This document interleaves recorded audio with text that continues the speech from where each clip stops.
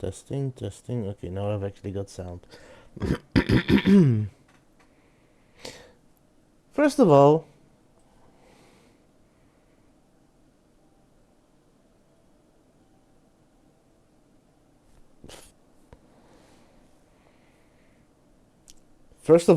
love that song. Second of all, thank you, Bun, for your continued support. Hi, Zap. Yeah, I'm also gonna get more from different sources, but I would love it if you redrew some of them. Anyway, hi, Zap, and thank you, Bun, for the continued support. I sincerely do appreciate it. And welcome back to the Wastelands, where everyone's a little mad and crazy. Well, I'm probably crazy returning to this dead-end job, but here we are. Today we are going to be continuing the Stanley Parable. Now, I did take a break for a week, admittedly after playing a very hard section of the game, where I had to focus for 4 hours pushing one button for 2 hours and 2 buttons for another 2 hours to get an art ending, which is one of the most draining and most grindy endings to get in this game. But that is the hardest out of the way. I have gotten most of the endings on both the left and the right hand pad that I am aware of. I know there are more that I missed. I will probably pull up a list soon and go over the ones I have missed. I know there's still like 1 or 2 pads that I don't need to look up for, that I'm going to take by myself and see if it leads anywhere. But once those are done, I'm probably gonna pull up a list, get the OG endings before I start going for the extra endings from Stanley Parable 2 and Stanley Parable Ultra Deluxe Edition. But that is how far we are for the moment. I took a short break for mental health. I had been streaming for a little over a year now, and I just wanted to take a moment to catch my breath, but we're gonna jump right in and continue. I'm gonna try and finish Stanley Parable as soon as possible. And then we're going to jump into a game I haven't played yet, which is going to be Quantum Break, which is going to expand on the Remedyverse that I've been really hyper-fixated on, which is the universe in which Alan Wake and Control plays. So I'm very excited for that. But for now... oh, and the one thing you guys missed that I didn't stream last time was when I logged in, it asked me to set my time, my favorite time, which was midnight.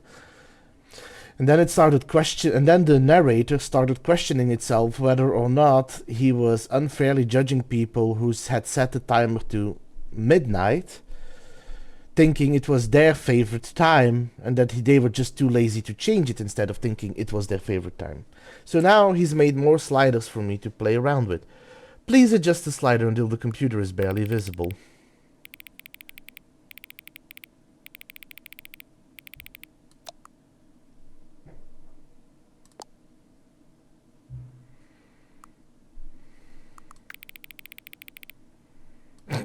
Please adjust the slider until the dog and the cat are friends.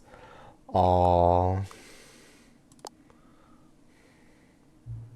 Please adjust the slider until the number 5 becomes the number 9.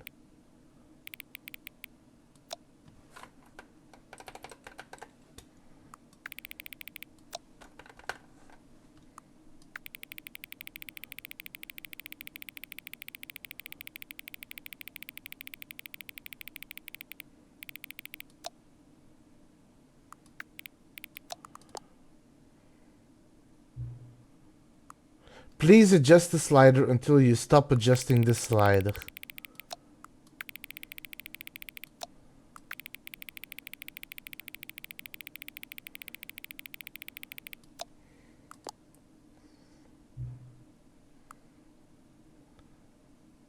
Which of the two made-up words below is most appealing to you? Accuboinkle or scrumptious?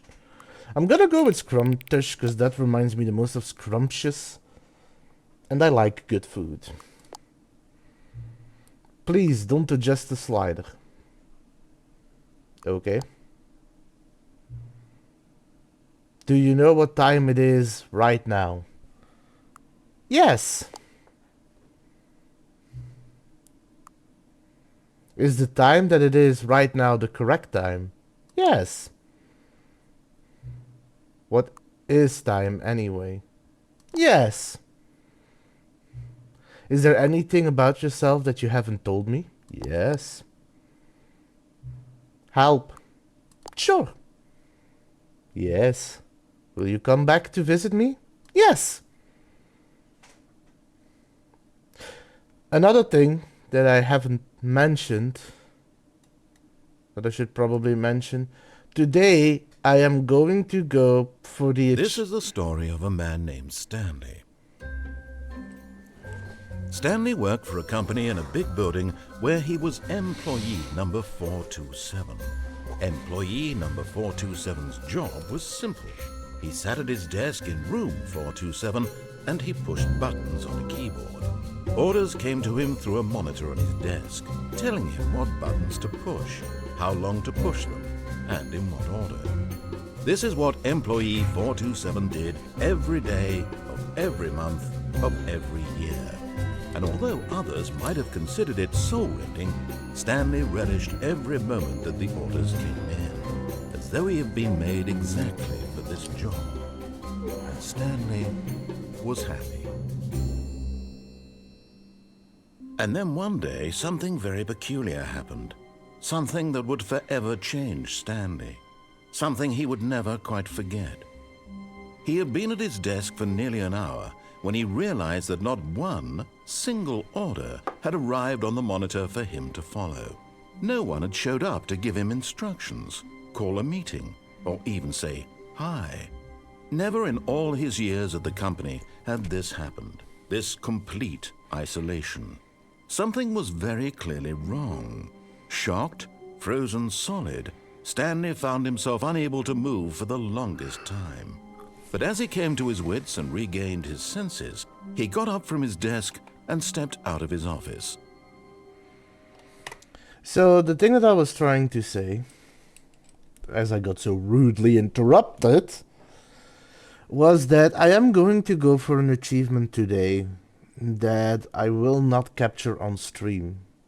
Stanley's Parable is known to have ridiculous achievements because, from what I heard, I don't know if it's true, but from what I heard, the company didn't really like achievements, so they put in the silliest things.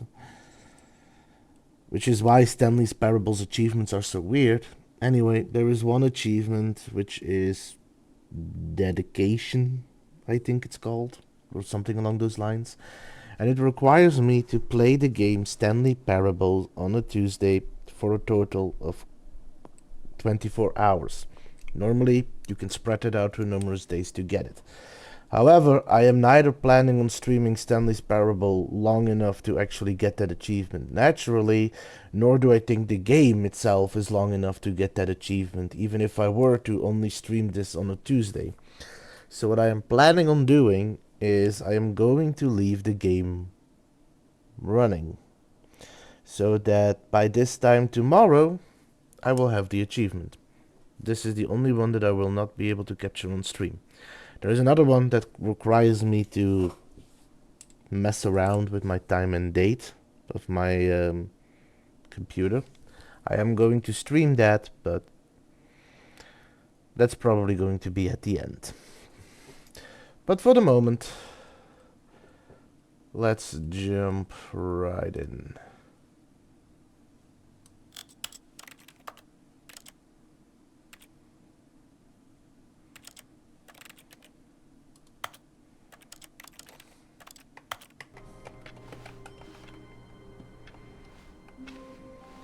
All of his co-workers were gone. What could it mean? Stanley decided to go to the meeting room. Perhaps he had simply missed a memo.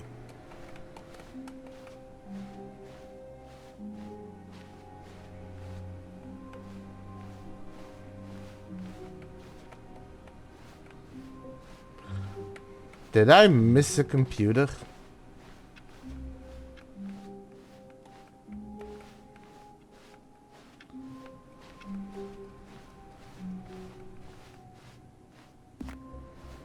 No matter how hard Stanley looked, he couldn't find a trace of his co-workers.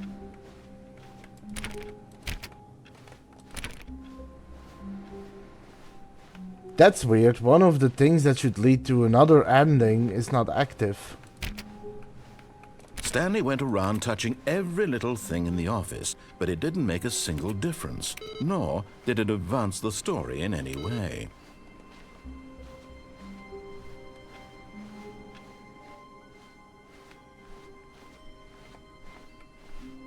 When Stanley came to a set of 2 open doors, he entered the door on his left. Nope, I am not. This was not the correct way to the meeting room, and Stanley knew it perfectly well. Perhaps he wanted to stop by the employee lounge first, just to admire it. Ah, yes, truly a room worth admiring. It had really been worth the detour after all, just to spend a few moments here in this immaculate, beautifully constructed room. Stanley simply stood here, drinking it all in. But eager to get back to business, Stanley took the first open door on his left. So I got to the other side.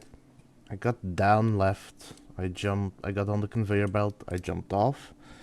I got the phone ending. I got the pull the phone ending. Both hallways. I've got jump off the hallway. Both doors. Got both of those. Yeah, I think I have all the choices that I know of through that door, so... And so he detoured through the maintenance section, walked straight ahead to the opposite door, and got back on track.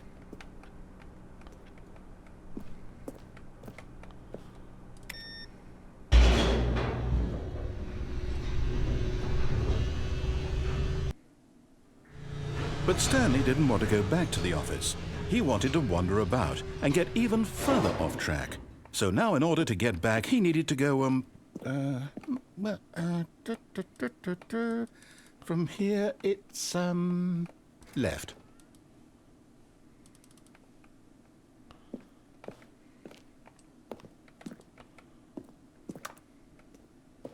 Only one door open, huh?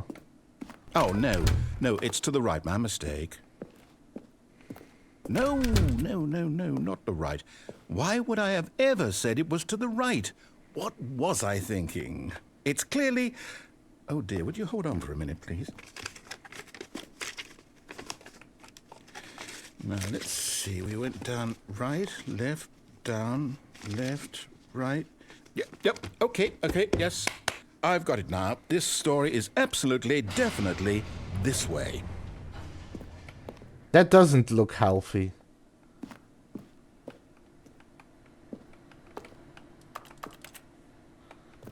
That definitely looked like that car was gonna crash into me. No. This isn't right at all. You're not supposed to be here yet. This is all a spoiler. Quick, Stanley, close your eyes. Okay. We just have to get back to, oh, who am I kidding? It's all rubbish now. The whole story completely unusable.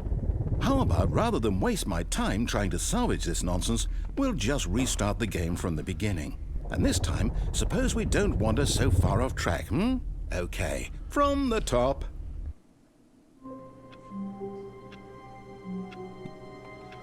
Was that an ending? All of his co-workers were gone. What could it mean? Stanley decided to go to the meeting room. Perhaps he had simply missed a memo.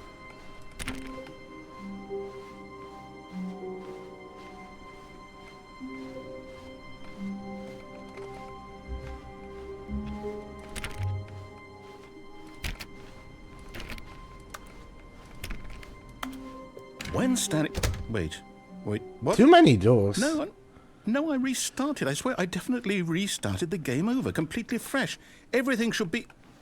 Oh, did something change? Stanley, did you change anything when we were back in that room with all the monitors? Did you move the story somewhere, or... Hold on. Why am I asking you? I'm the one who wrote the story. It was right here just a minute ago. I know for sure that it's here somewhere. Okay, then. It's an adventure. Come, Stanley.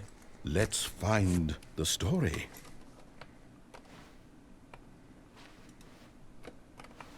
Okay, well, let's go look for the story.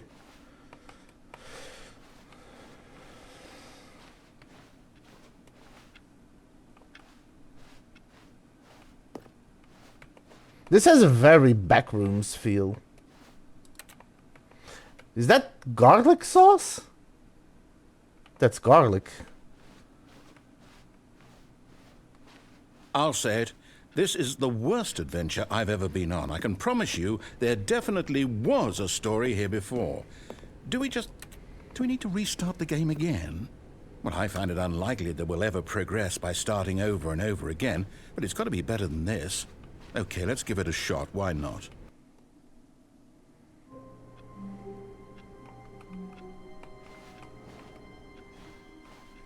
All of his co-workers were gone. What could it mean? Stanley decided to go to the meeting room. Perhaps he had simply missed a memo.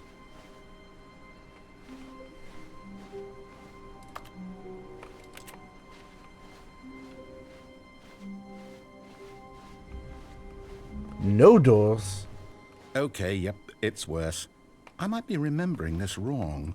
It's possible the story is back where we just came from.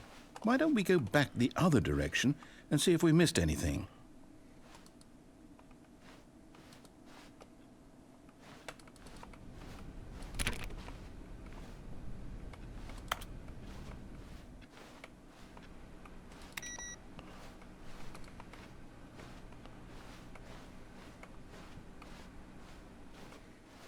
Aha!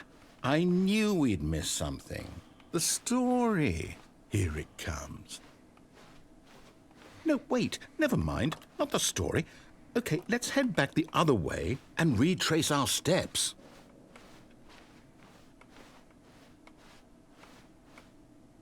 This is not where we came from. Now this... Well, I'll be honest, I don't recognize this place at all. Is this the story? I don't think so. I can't quite recall, but I believe my story took place in an office building. Is that correct? Do you remember, Stanley? Well, do you know what?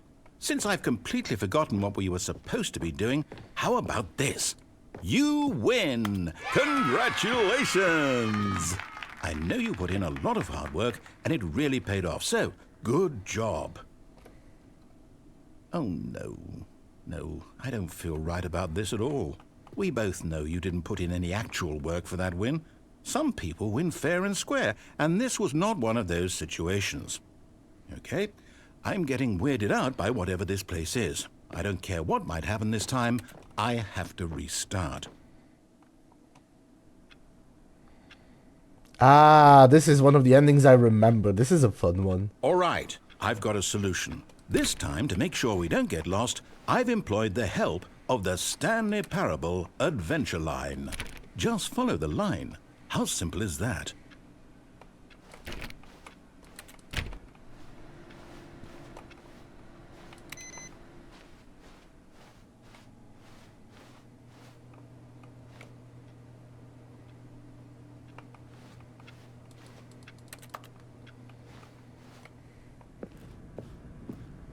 Are you sure this is the way we're supposed to go? You see, the line knows where the story is. It's over in this direction. Onward, Stanley, to destiny. Though, here's a thought. Wouldn't wherever we end up be our destination, even if there's no story there? Or to put it another way, is the story of no destination still a story? Simply by the act of moving forward, are we implying a journey such that a destination is inevitably conjured into being via the very manifestation of the nature of life itself? Okay, Stanley, I need to follow this train of thought for a minute. Just stick with me. Now, we can both agree that the nature of existence is in fact a byproduct of one's subjective experience of that existence, right? Okay. Now, if my experience of your existence rests inside of your subjective experience of this office, is this office, in fact, the skeleton of my own relative experiential mental subjective construct? Whoa. Hang on. That got a bit weird back there. Well, I'd like to apologize. Not sure where I was going with all that. You know what? I think what we need right now is a bit of music to lighten the mood.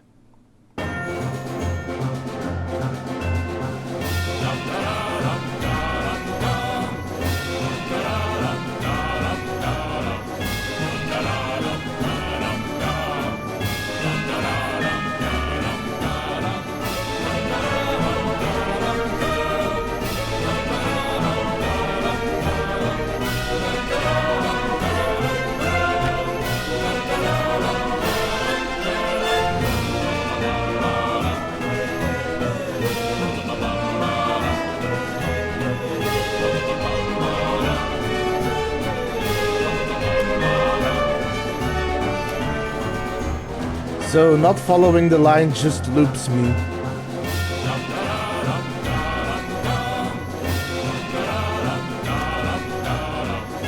Interesting.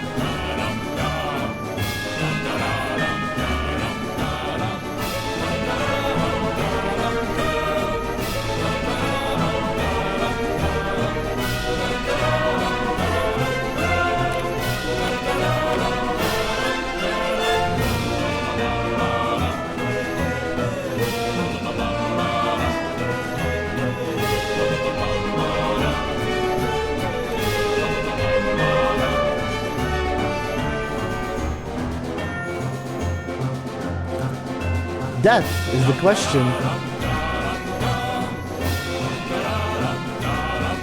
Alright, I hope you enjoy your stay, even if you can't hear me. If you can't hear me.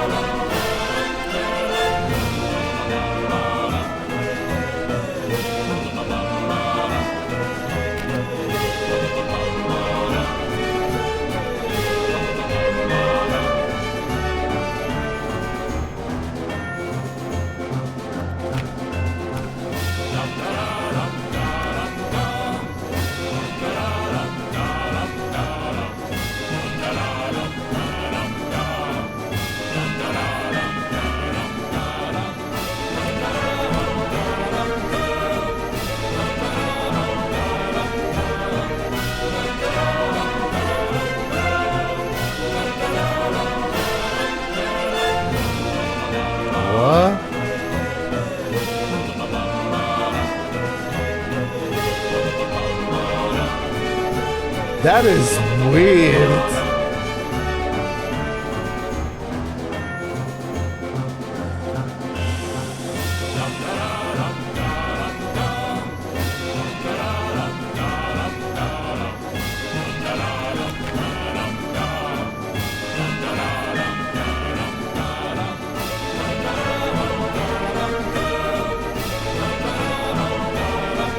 Okay. Cut the music, go back and look at that fern. Stanley, this fern will be very important later in the story. Make sure you study it closely and remember it carefully. You won't want to miss anything.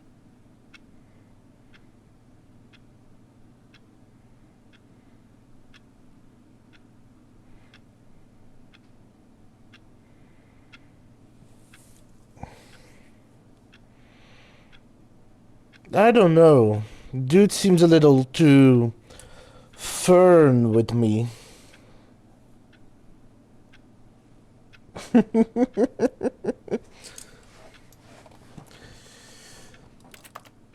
I don't think he's gonna say anything else, so...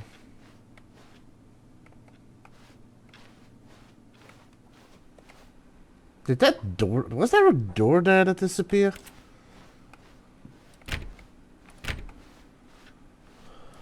Wait, what? We're back at the office? No. Line, you do know we're looking for the Stanley Parable, right? The story? Is any of this ringing a bell?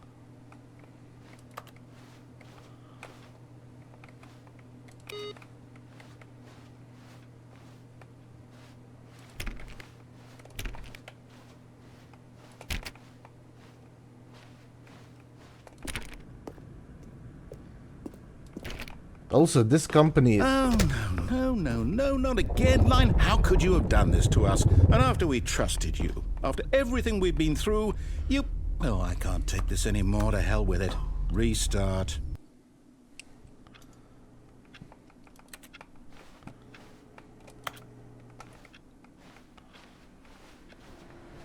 You know what, Stanley? I say forget the adventure line. What's it ever done for us? We're intelligent people, right?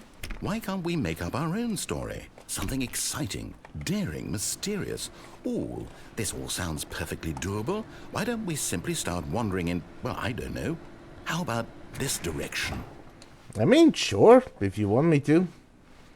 Now, yes, this is exciting. Just me and Stanley forging a new path, a new story. Well, it could be anything. What do you want our story to be? Go wild. Use your imagination. Whatever it might be, Stanley, I'm ready for it. Oh, no, not you again. Stanley, I'd also like to veto the line from having any role in our awesome new story. No lines or monitor rooms. Just don't acknowledge it, and we should be fine. Okay, let's give it a try.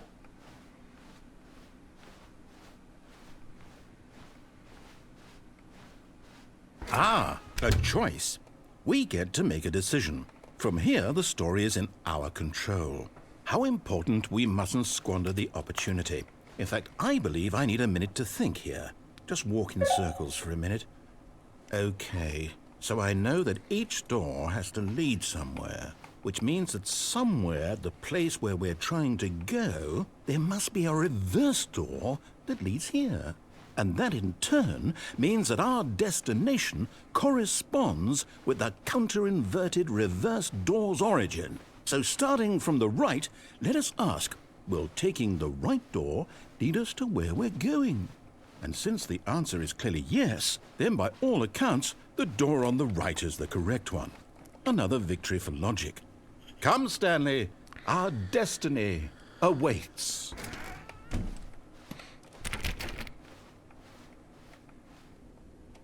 Oh, hold up, what's this?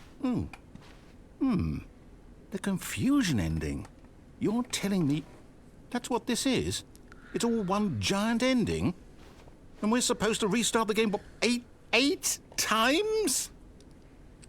That's really how all this goes?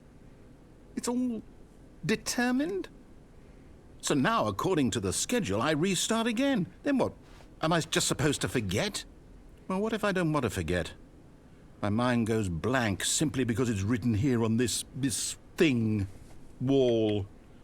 Well, who consulted me? Why don't I get to decide? Why don't I get a say in all of this? Is it really? No, it can't be. I don't want it to be. I don't want the game to keep restarting. I don't want to forget what's going on. I don't want to be trapped like this. I won't restart the game. I won't do it. I won't do it. I won't do it. And the timer stopped?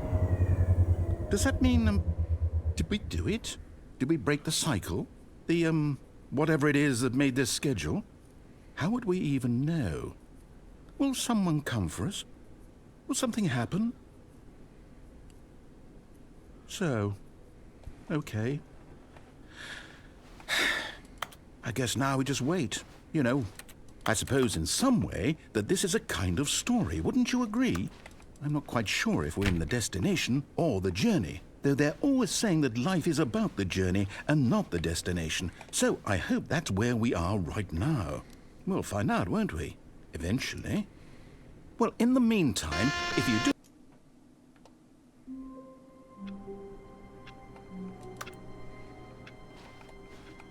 What was that? All of his co-workers were gone. What could it mean? Stanley decided to go to the meeting room. Perhaps he had simply missed a memo. Oh, now it works.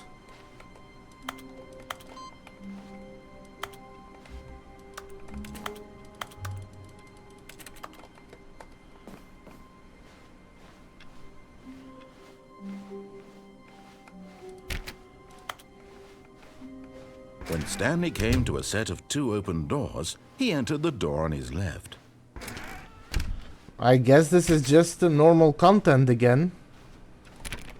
So after this, I'm going to take a moment. Yet there was not a single person here either. Feeling to a wave pull of up the disbelief, endings and see which Stanley ones I decided missed. to go up to his boss's office, hoping he might find an answer there. Coming to a staircase, Stanley walked upstairs to his boss's office.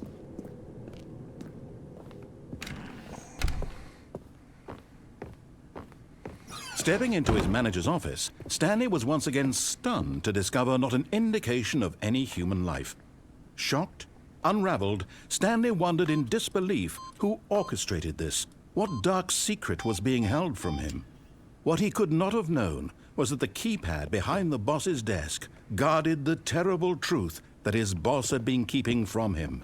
And so the boss had assigned it an extra secret PIN number, 2845. But of course, yet incredibly, by simply pushing random buttons on the keypad, Stanley happened to input the correct code by sheer luck. Amazing. He stepped into the newly opened passageway.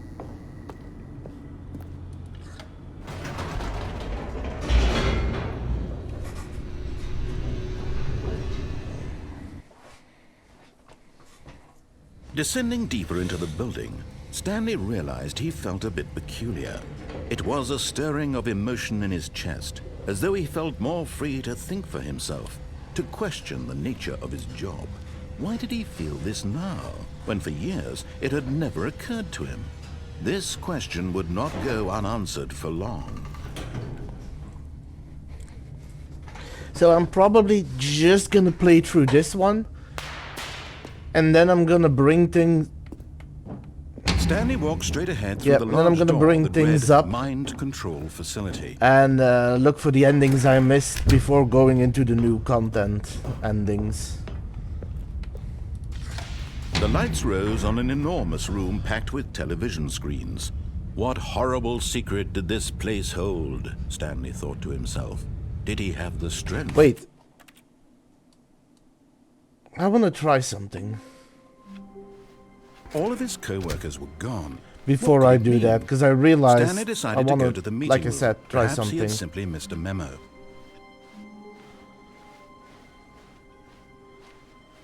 When Stanley came to a set of 2 open doors, this was not the correct way to the meeting room, and Stanley knew it perfectly well.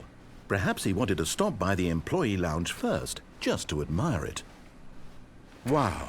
Yes, this room. What a beautiful room. What a gorgeous, gorgeous room. Thank goodness Stanley had taken this detour on his way to the meeting room.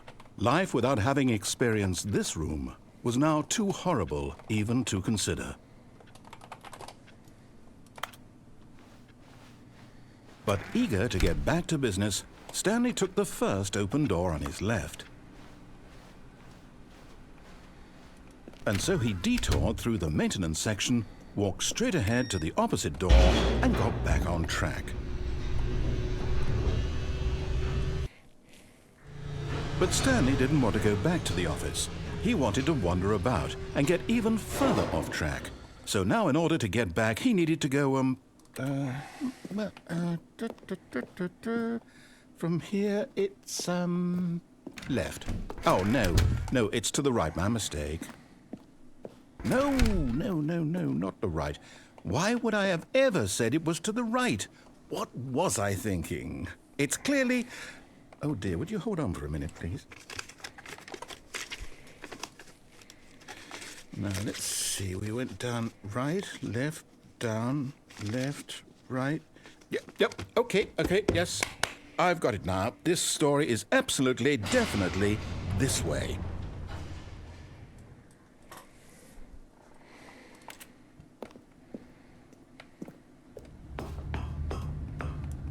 So what I'm trying to do No. is This isn't see right at all. if You're not supposed to be triggering the here yet. confusion This is all a ending spoiler. twice Quick, in a Stanley, close your row eyes. Okay, starts something We else. just have to get back to, who am I kidding? It's all rubbish now. The whole story completely unusable. How about, rather than waste my time trying to salvage this nonsense, we'll just restart the game from the beginning. And this time, suppose we don't wander so far off track, Okay, from the top. All of his co-workers were gone. What could it mean? Stanley decided to go to the meeting room. Perhaps he had simply missed a memo.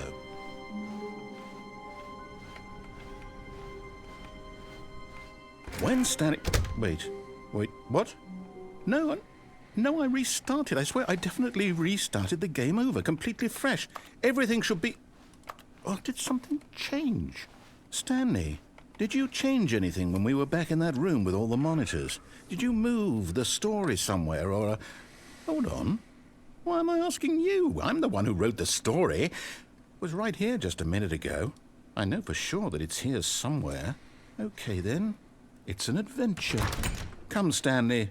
Let's find the story.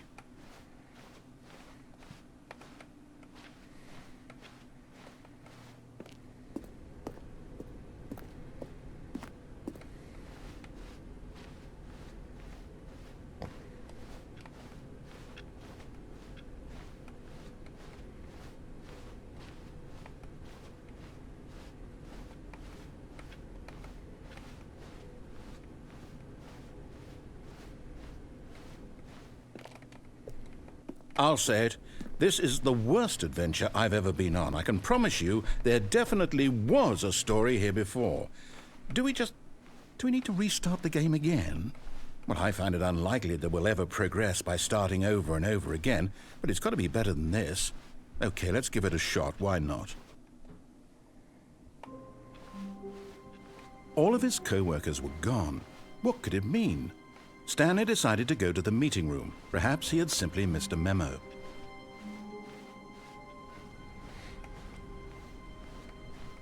Okay, yep, it's worse. I might be remembering this wrong. It's possible the story is back where we just came from.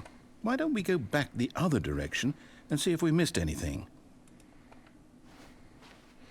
I don't think we did, but let's go check it out.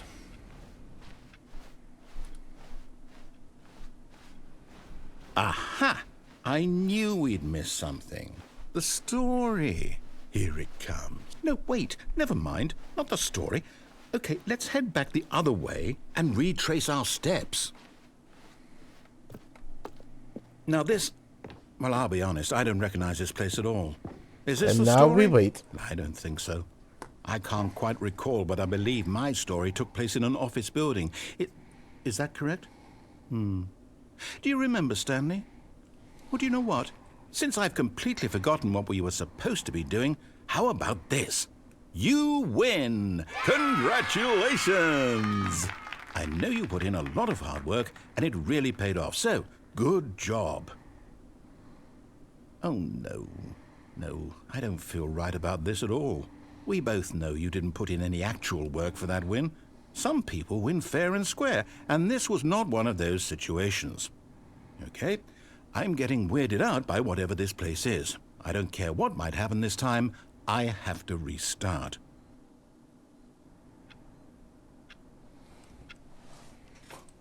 Okay, here comes the Stanley Parable adventure line again. I've got a solution. This time, to make sure we don't get lost, I've employed the help of the Stanley Parable adventure line. Just follow the line. How What happens if I that? don't follow the line?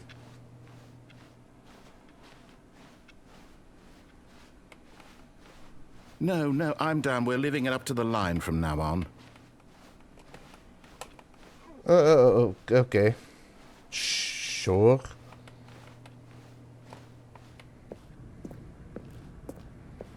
I love how you try to go his route. See, He's just like, the I'm line done. knows where the story is. It's over in this direction. Onward, Stanley, to destiny. Though, here's a thought. Wouldn't wherever we end up be our destination, even if there's no story there? Or to put it another way, is the story of no destination still a story? Simply by the act of moving forward, are we implying a journey such that a destination is inevitably conjured into being via the very manifestation of the nature of life itself? Whoa. Hang on. That got a bit weird back there. Well, I'd like to apologize. Not sure where I was going with all that. You know what? I think what we need right now is a bit of music to lighten the mood. Wait, cut the music, go back and look at that fern.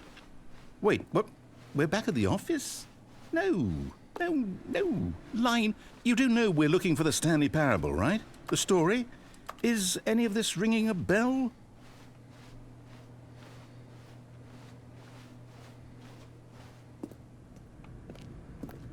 Oh, no, No, no, no, not again, Line. How could you have done this to us? And after we trusted you, after everything we've been through, you...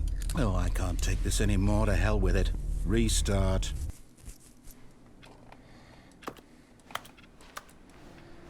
You know what, Stanley? I say forget the adventure line. What's it ever done for us? We're intelligent people, right? Why can't we make up our own story? Something exciting, daring, mysterious. Ooh, this all sounds perfectly doable. Why don't we simply start wandering in, well, I don't know. How about this direction? Now, Another yes, bot, this apparently. is exciting. Just me and Stanley forging a new path, a new story. Well, it could be anything. What do you want our story to be? Go wild. Use your imagination. Whatever it might be, Stanley, I'm ready for it. Oh, no, not you again. Stanley, I'd also like to veto the line from having any role in our awesome new story. No lines or monitor rooms. Just don't acknowledge it, and we should be fine.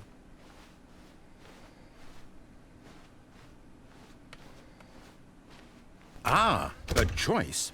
We get to make a decision. From here, the story is in our control. How important, we mustn't squander the opportunity. In fact, I believe I need a minute to think here. So now Just walk we in wait circles again. for a minute.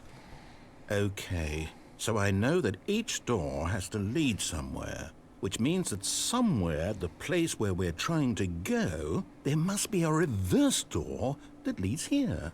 And that in turn means that our destination corresponds with the counter-inverted reverse door's origin. So starting from the right, let us ask, will taking the right door lead us to where we're going?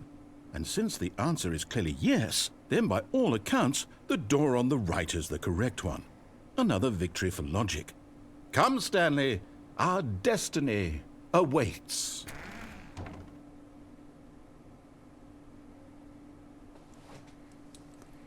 Okay. Oh, hold up, what's this? Because this is why we're right here. The confusion ending. You're telling me that's what this is? It's all one giant ending? And we're supposed to restart the game eight times? That's really how all this goes? It's all determined? So now, according to the schedule, I restart again. Then what? Am I just supposed to forget? Well, what if I don't want to forget? My mind goes blank simply because it's written here on this thing, wall. Well, who consulted me? Why don't I get to decide? Why don't I get a say in all of this? Is it really? No, it can't be. I don't want it to be. I don't want the game to keep restarting. I don't want to forget what's going on. I don't want to be trapped like this. I won't restart the game. I won't do it. I won't do it. I won't do it. And the timer stopped?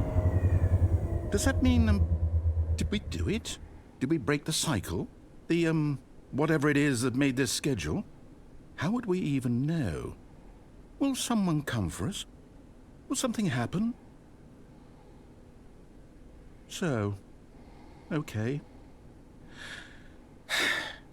I guess now we just wait, you know. I suppose in some way that this is a kind of story, wouldn't you agree? I'm not quite sure if we're in the destination or the journey, though they're always saying that life is about the journey and not the destination, so I hope that's where we are right now. We'll find out, won't we? Eventually. Well, in the meantime, if you do... Okay, let me go do it again. All of his co-workers were gone. What could it mean? Stanley decided to go to the meeting room. Perhaps he had simply missed a memo.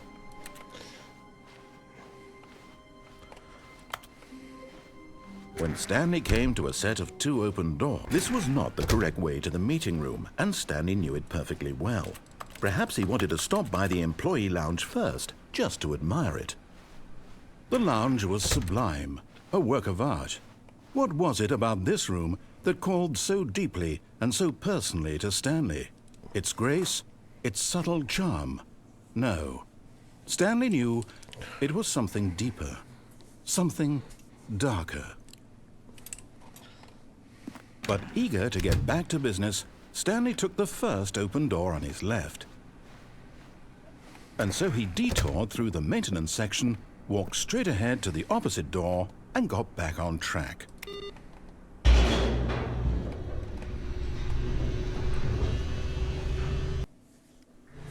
But Stanley didn't want to go back to the office.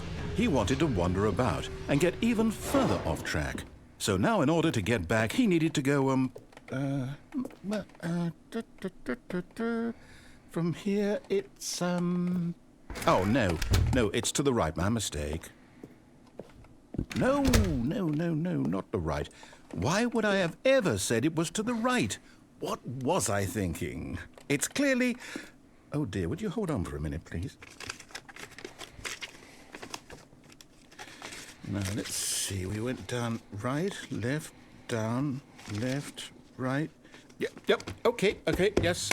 I've got it now. This story is absolutely, definitely this way. All right.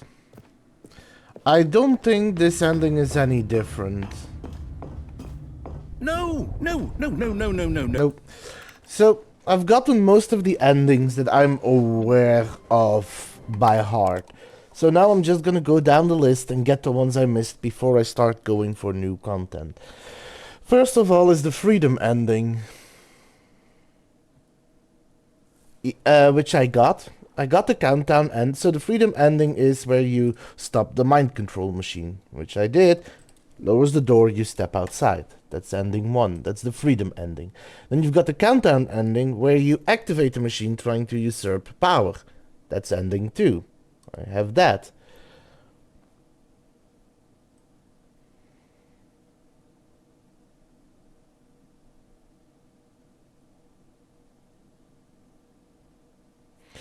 But listen to the narrator until you enter the mind control facility. Climb onto one of the area's desks using the chairs and walk over the railing. Huh, didn't know this was an ending, but here we go. This is called Bottom of the Mind Control ending. All of his co-workers were gone. What could it mean? Stanley decided to go to the meeting room. Perhaps he had simply missed a memo.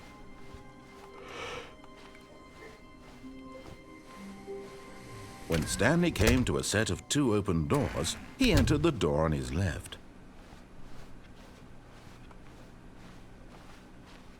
Yet there was not a single person here either. Feeling a wave of disbelief, Stanley decided to go up to his boss. Coming to a staircase, Stanley walked upstairs to his boss's office.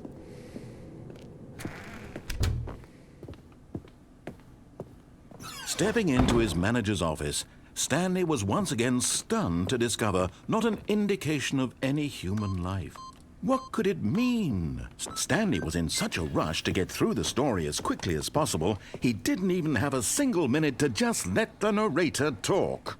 That kind of anxiety isn't healthy, so he relaxed for a few moments with some calming New Age music. I'm going too fast to the narrator's liking.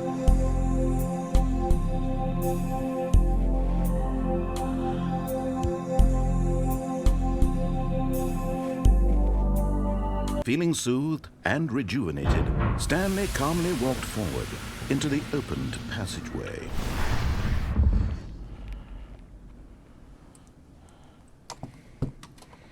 All right.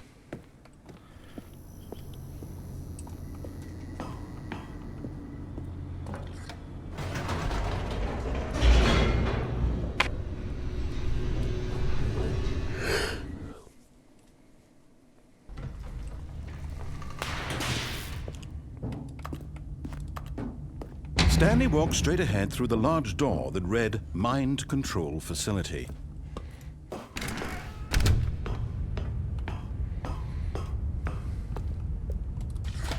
The lights rose on an enormous room packed with television screens. What horrible secret did this place hold? Stanley thought to himself. Did he have the strength to find out? Well, this is the Bottom of the Mind Control Facility ending.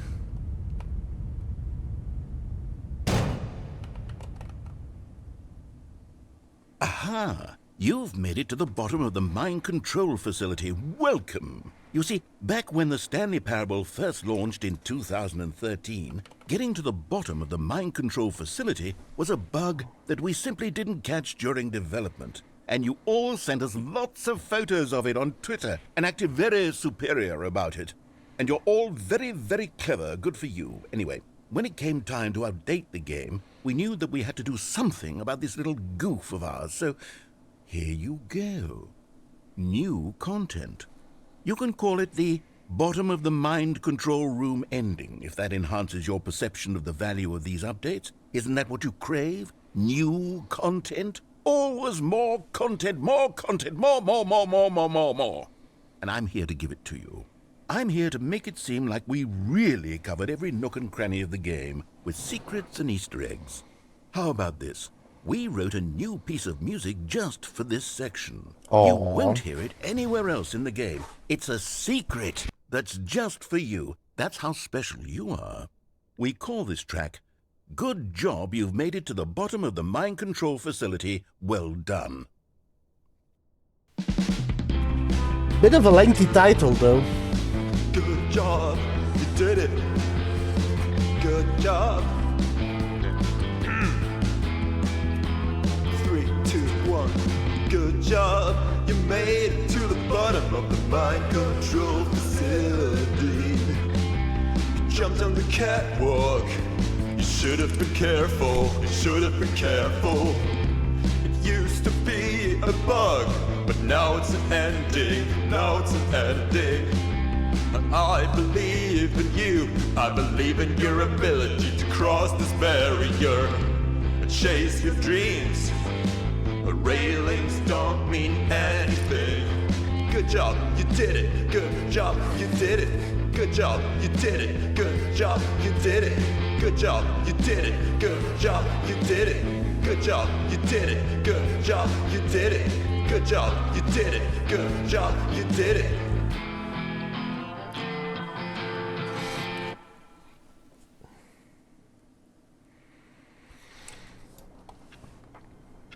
Well, that was bottom of the mind control facility ending. Then there's the museum ending, which I've already done.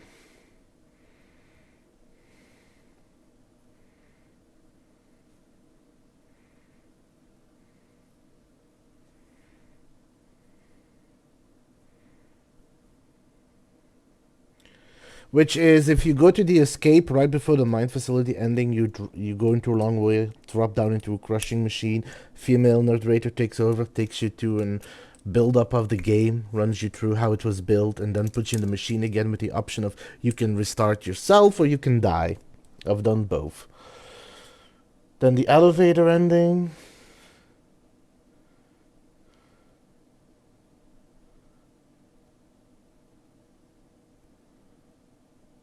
Huh. Okay. So this is called the elevator ending, which seems a bit of a silly ending, but Stanley sure. had never seen the office this brightly lit. Was it a sign of something? He hoped it was. He hoped very much that it was. Well, I also have an ad break soon. I'll be taking a short break and I'll be back once Stanley the ads came are to a done. set of 2 open doors. He entered the door on his left.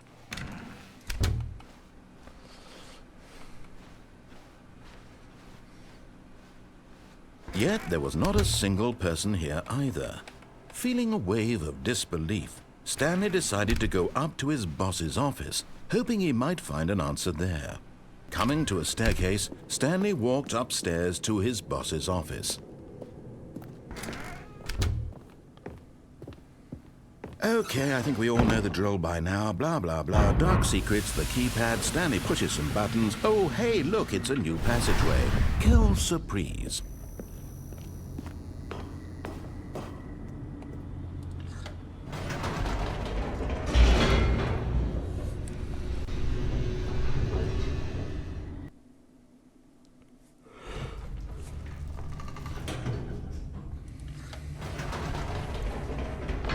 Whoops. Nope. Never mind. Stanley actually got back into the elevator and went back up. Silly me. Why did Stanley do that when he knew that it would just lead back to his boss's office? Well, that's a great question. I just can't wait to find out.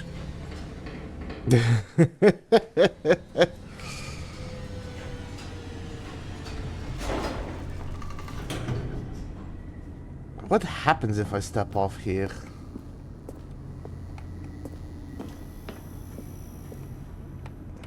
Here we are, Stanley. It's your boss's office. Exactly the way it was before you got onto the elevator.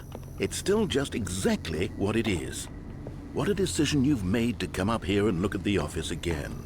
This has fleshed out the plot of the story in new and fascinating ways I could have never anticipated. It's that keen eye for storytelling that you have, an incisive rapid fire of critical plot points, one after the other, weaving a rich tapestry of uncompromising narrative. Wow!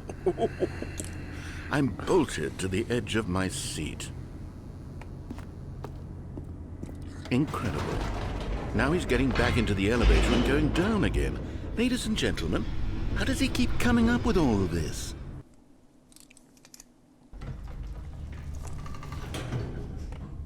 Surely this time Stanley will walk forward into the spooky corridor, won't he?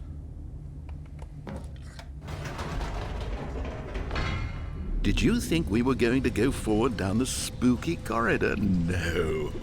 It's time once again to go back up in the elevator. But ad break first. I'll be back after the ads. See you all in a moment.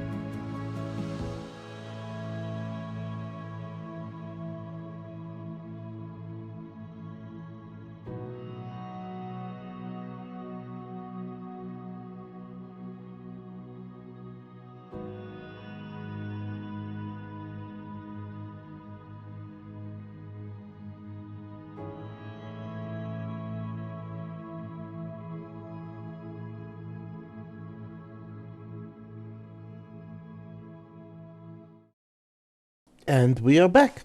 So without further ado, let us continue.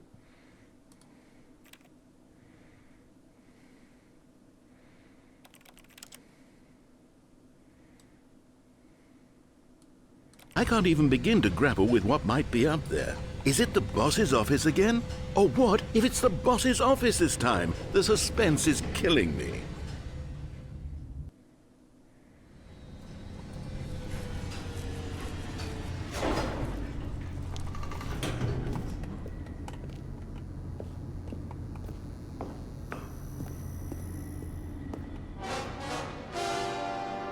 Oh my God. It's the boss's office. This absolutely changes everything for me. Give me a time out here for a minute while I process this.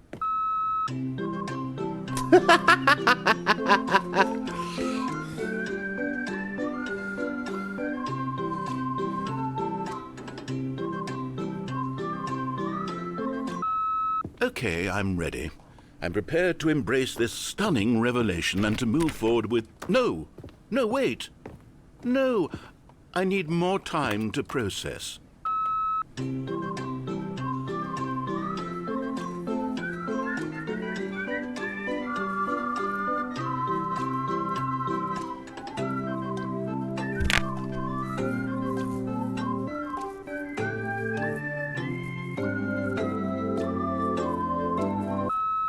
All right, I have fully come to terms with it. I have made space in my worldview for this astonishing new reality. As before, I turn to your expert eye for gripping narrative, Master Stanley.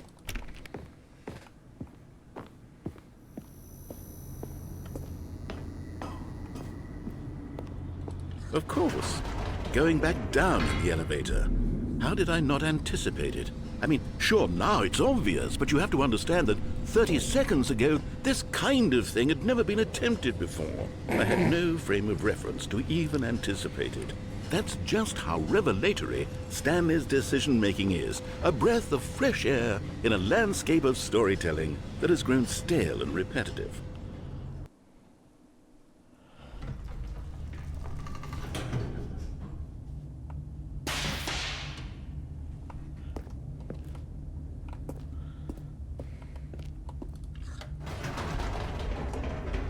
And back up we go.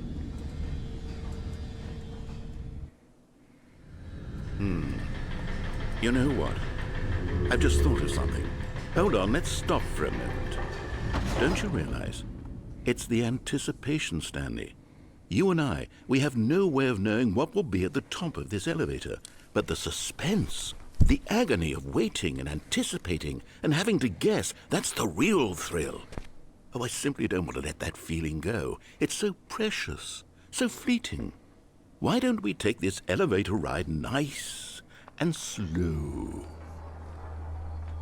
There we go. Isn't this so much more exciting? You know, Stanley, it seems like nowadays the only thing that audiences want is to be shocked as loudly and frequently as possible. They want big, explosive moments flung right in their faces from the very moment that things get started. But where's the tension? Where's the trust in the audience to build a slow and nuanced appreciation for the story, the characters? Why aren't we given time to imagine the surprises? To have to think and to anticipate and then to marvel at the eventual reveal. This is storytelling, Stanley. What you and I are doing right now. This is the most exciting narrative to be developed in years. And it's really all because of you. You're the one who took this bold step of revisiting the exact same locations over and over. Truly, I mean it. This is unique and different. It's not like anything else out there. You see, I want stories that surprise me, Stanley. I want to have to think. I want to be engaged and not pandered to. We're being fed such unimaginative drivel all the time, and we all know it, which is why we're so starved for content that makes us feel sharp and vital and alive. That's why people like you so much, Stanley. Because you're not afraid to spit in the face of tradition. You're a role model, you know? People look up to you. Which is why... Oh, I didn't know when to spring this on you, but, well, I've gathered a little press conference for you, so that you can talk about your work and your storytelling and your life. Yes, I know you're not much for the public eye, but I thought it would especially mean a lot to the people who have been following you from the beginning. They really look up to you, Stanley. I don't know if you realize the impact you have on them. This is the kind of gesture that might leave a tremendous impact on them for the better. Oh, good, we're here. Well, this is something else.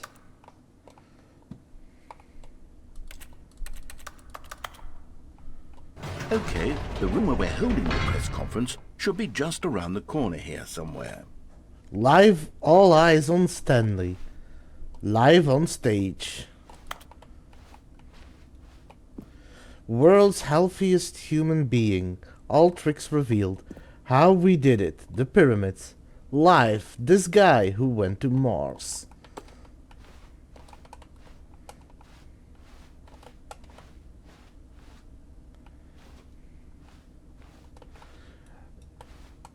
An evening with world peace, baby.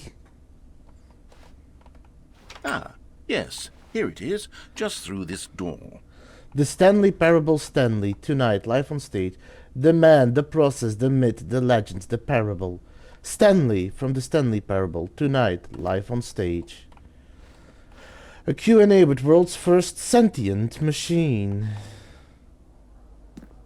All right, are you ready? I've told them you're going to speak a little bit about the nature of surprise in storytelling and what it means to craft a truly unpredictable narrative. Oh, don't worry, you'll do great. Just be yourself and speak from the heart. I'm really proud of you, Stanley. An audience with the dude who came up with pizza. It looks like they're ready for you. Go get them.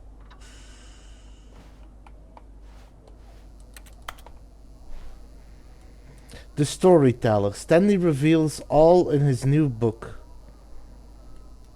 Up again, down again. The Stanley story. The adventure line.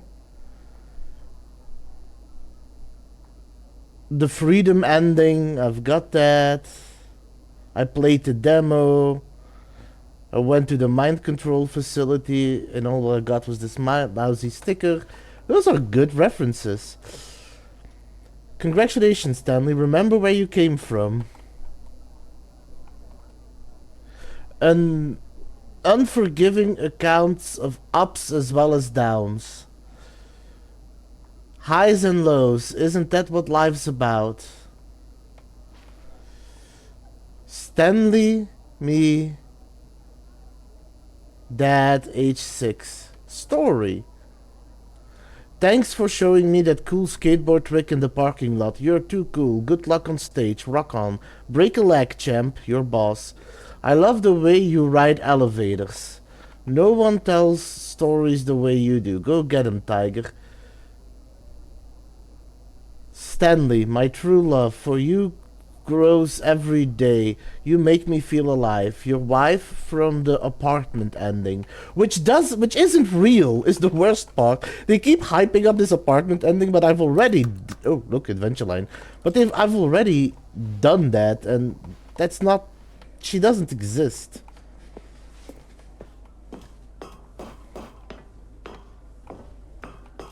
Oh, there's more. I didn't see.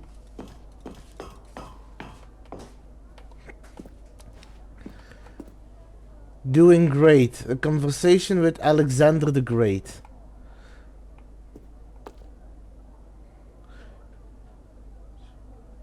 Featured keynote speaker the Lord, meet and greet.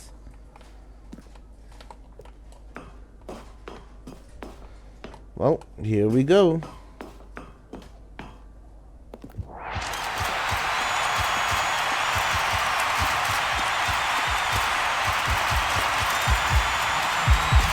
Down then up again.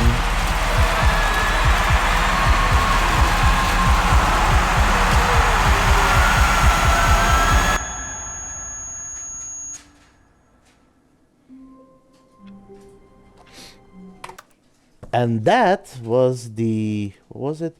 The elevator ending. And now is the Mariella ending.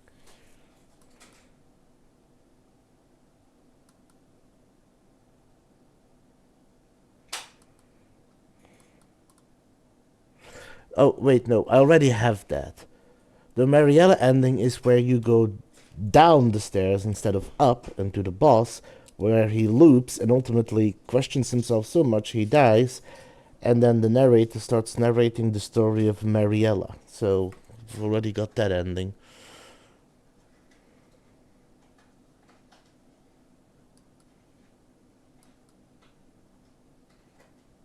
Oh, okay, this is going to be a fun ending. We're going to go to the escape pod ending. Even now, Stanley's office was a distant memory. What did it look like? There was a computer, perhaps, and a painting. Was it a painting or a photo? He could no longer recall. When Stanley came to a set of 2 open doors, he entered the door on his left.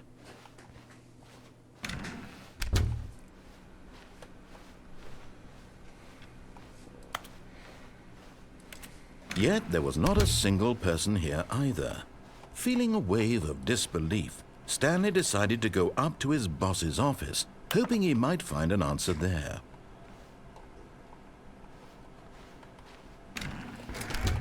I already got the broom closet special, or Easter egg.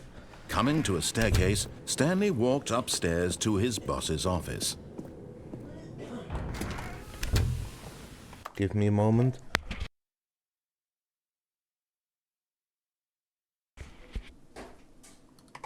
Okay.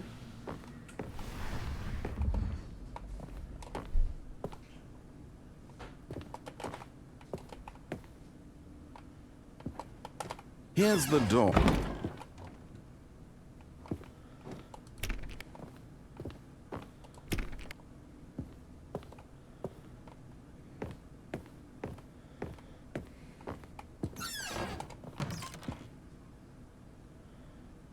To be rich, is it a crime? To commit crimes, isn't it rich?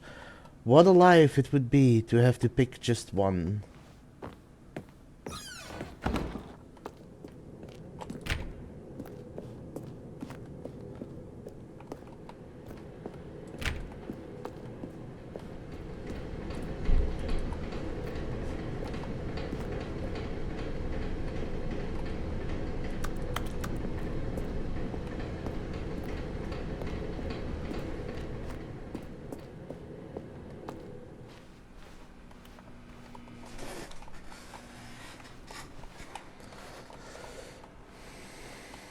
You know, it is oddly quiet now.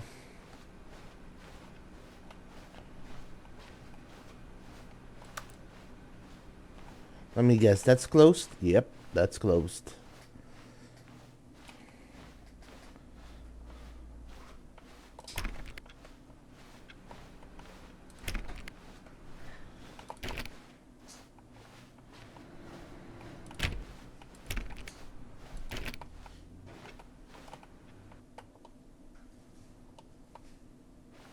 You are now leaving. Escape pod, bay, floor 760. Can't enter there. I think I went through there.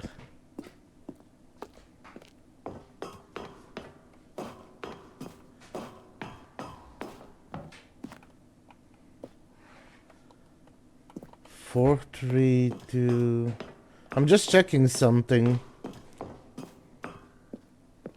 432. It's the same on every single floor. Makes you wonder if there's a Stanley on every floor. And it all happens, all the endings happen simultaneously.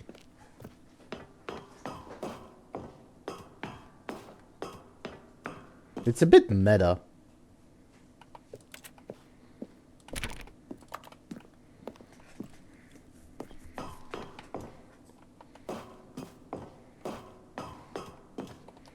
Seven, 5, 7. Need to go to 760. Can't really sprint.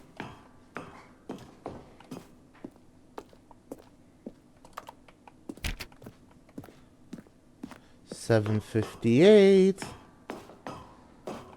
$7.59.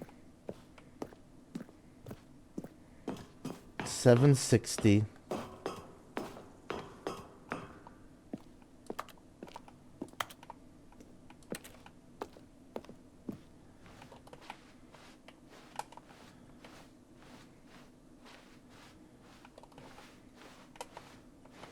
Huh. Okay.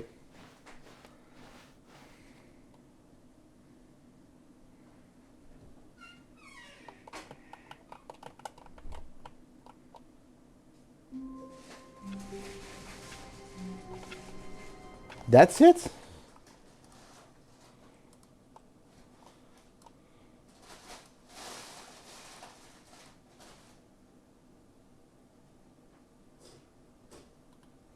Let me check.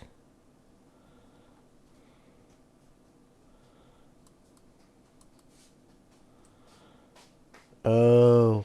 Yeah, so the escape pod doesn't actually work, the game just shuts down.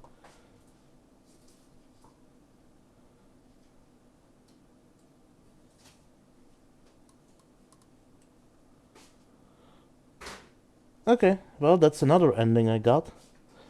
I've got the heaven ending, which is by pressing all those computers. I've got the broom closet ending, technically.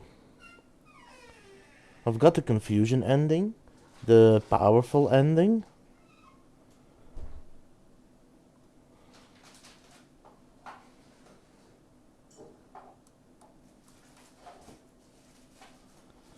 Okay, now I am going for the cold feet ending.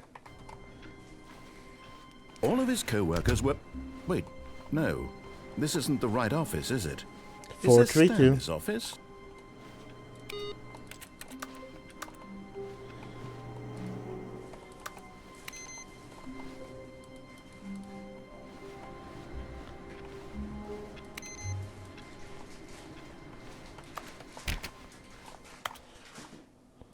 Is there something about...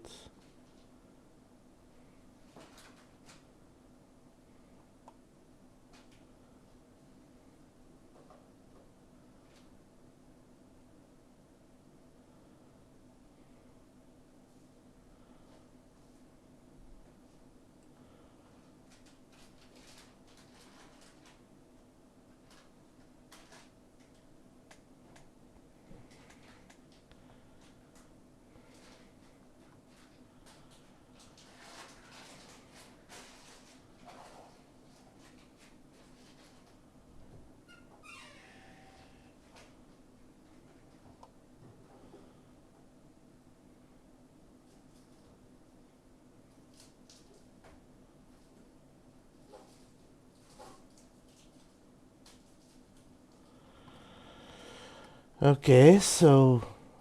No, I do not...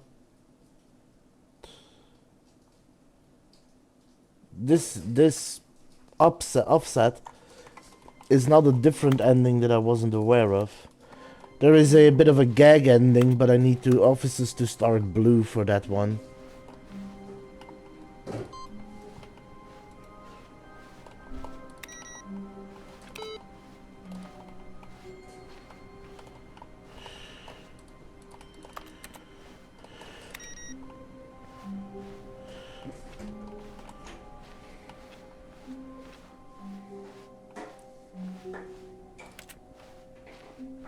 When Stanley came to a set of 2 open doors, he entered the door on his left. This was not the correct way to the meeting room, and Stanley knew it perfectly well. Perhaps he wanted to stop by the employee lounge first, just to admire it. Standing now in this incredible room, Stanley for the first time understood true happiness. Then the feeling went away, and he felt sad again. Then it came back, and lingered for a minute or two. Now it's only half there. Just a kind of, tingle.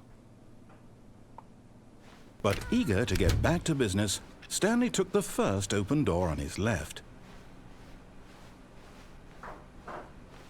Stanley was so bad at following directions, it's incredible he wasn't fired years ago.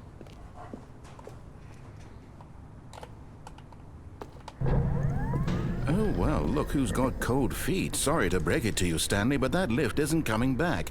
You'd best either get comfortable right here on this platform, or test your luck by jumping to the floor below.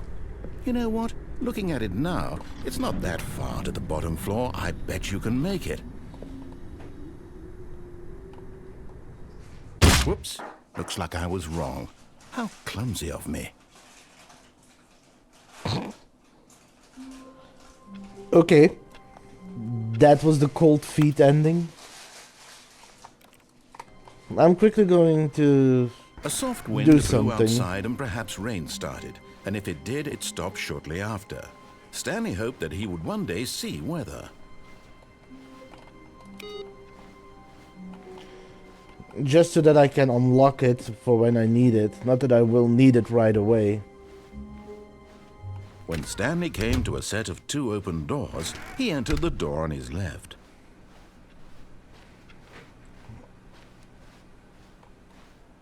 Yet there was not a single person here either.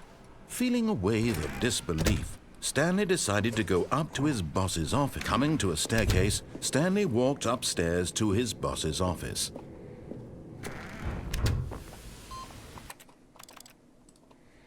Okay, so I had the cold feet.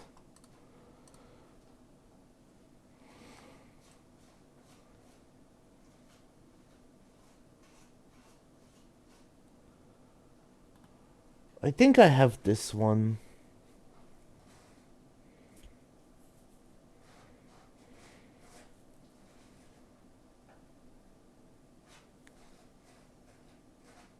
Yeah, it's with a... Okay, so I have the vent ending, I have the apartment ending, and I have the not Stanley ending.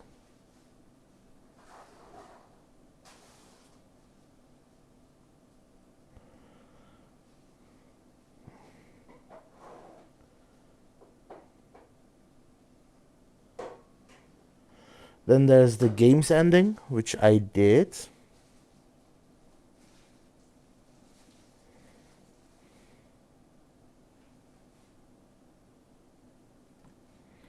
Let me double check.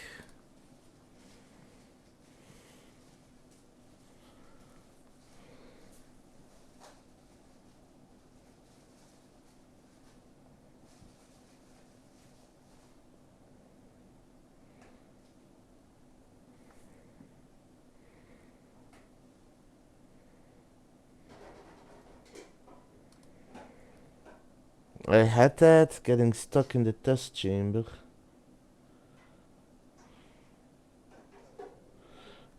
Can't do that because this is not the HD release. This is the Ultra Deluxe edition, which doesn't have the Portal mini game. So that's one ending I can get, and I have the art ending.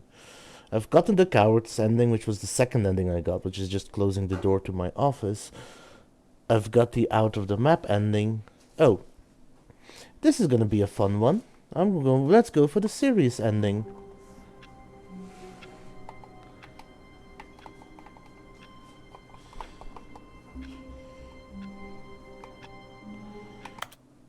Well, in order to do that, I need to figure something out.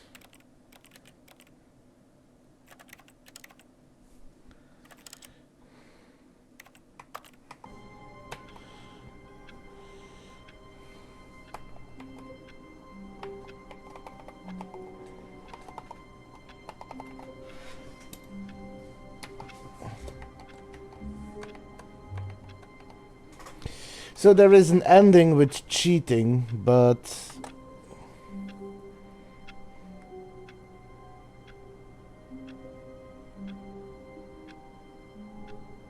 Oh, I need to get out of the game for a moment.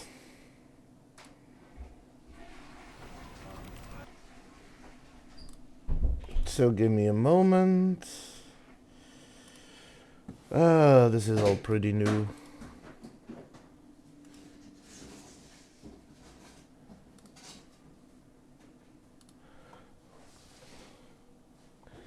So I need to type console.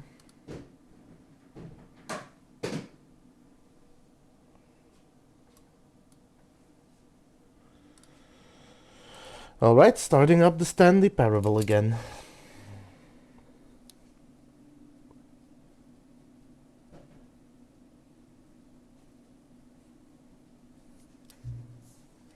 What time is it? Does anyone really, truly know? Of course they don't. Nobody knows anything. You and I don't even know each other. We're like strangers. Sure, I've adjusted all of the game settings to your exact specifications, but who hasn't? It's just what I do. Like a day job. And now, the job is over. There's no more information for me to gather. I've collected all the data on you that I can, and I still don't really know you. And you don't know me. And neither of us know what time it is. I guess some settings are just unsettable. But if I'm being totally honest, the clock doesn't do anything in the game anyway. You won't have me here when the game starts next time, but that's okay. Video games are meant to be played alone. You like being alone, don't you? That's maybe the only information I really learned about you. Well, it's time for me to leave. There is still one more setting that we need to adjust, but it may take a little time before I'm ready for that. It's not really in my job description, but that's okay. Perhaps you'll see me again, if you can find me. Talk soon.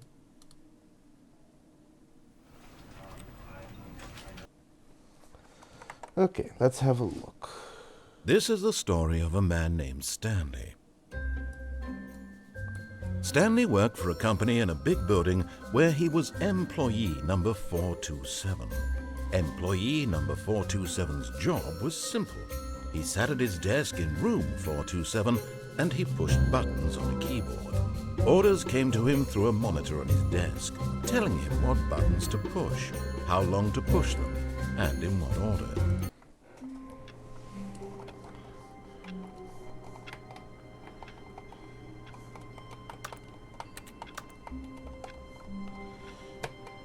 If only I knew how to open the console. Give me a moment.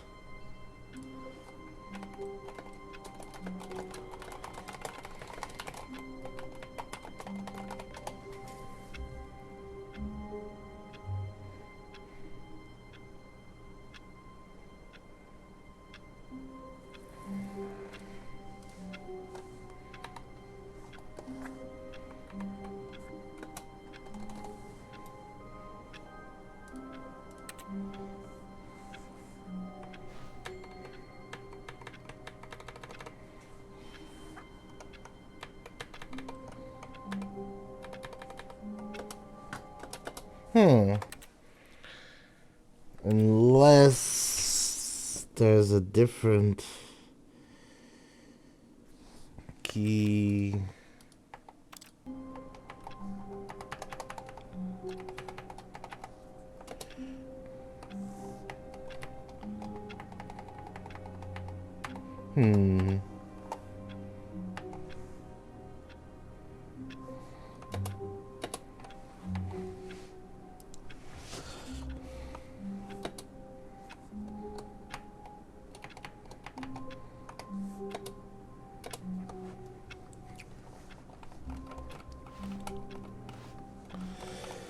Now I need to figure out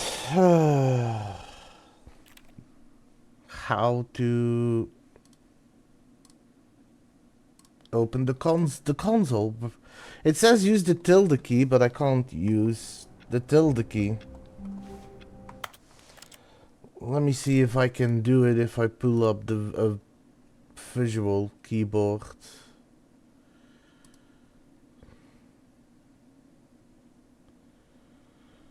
So give me a moment.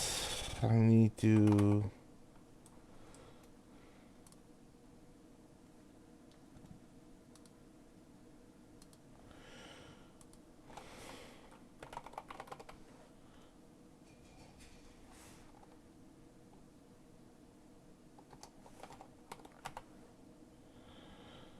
on-screen keyboard.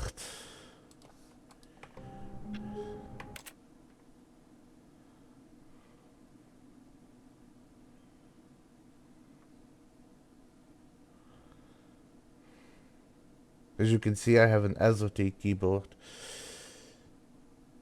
Where's the tilde?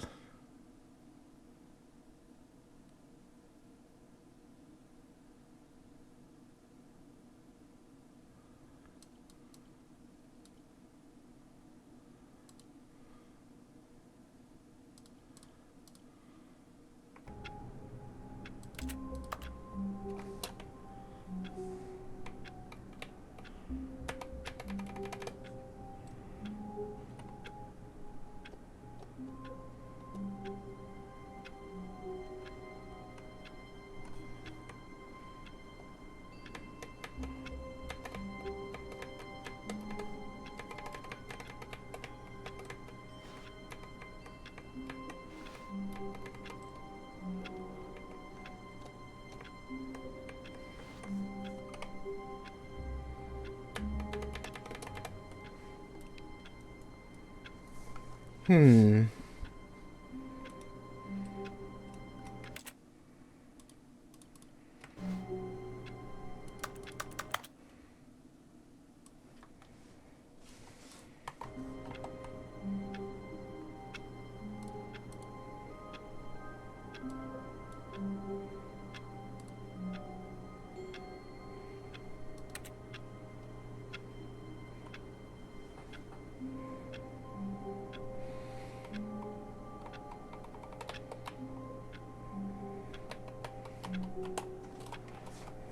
If I press these buttons, they show up on my keyboard.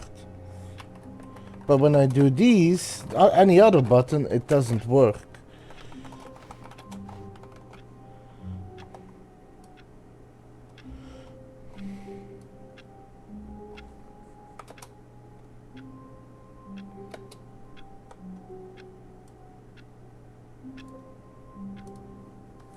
Okay, what if I change the keyboard?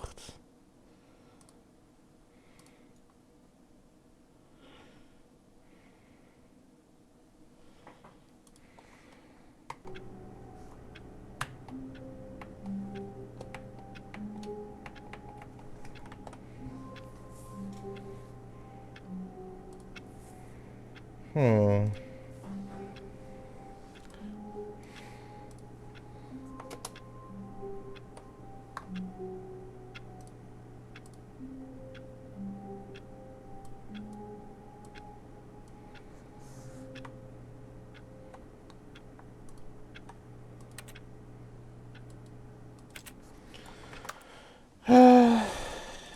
Okay, since this isn't working, let me see what I'm doing wrong.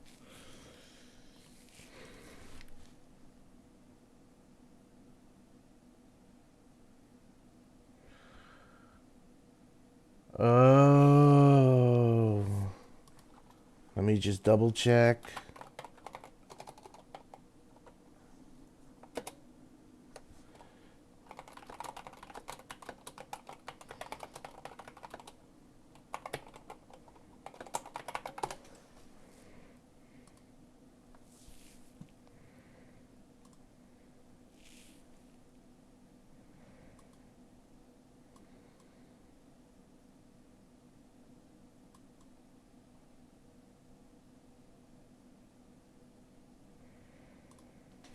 Give me a moment.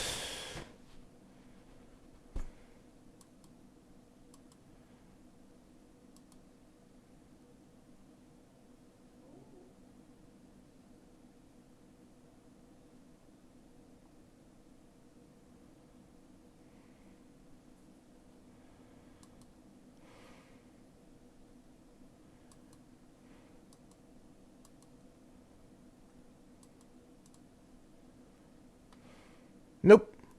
So I looked into it, and I learned that the Stanley Parable, the Ultra Deluxe Edition, is no longer on the Source engine, it's instead on the Unity engine. But because of that, you can no longer pull up the console commands and no longer given the cheat ending. So there is a cheat ending in this game as well, where if you try to cheat, the narrator reprimands you and puts you in the serious room. You can do that 3 more times and he gives up on you. It's an ending I have seen before, having read it. But because it's the Ultra Deluxe Edition, that one isn't available to us anymore. So that is one ending I can't get. And then there's the whiteboard ending, but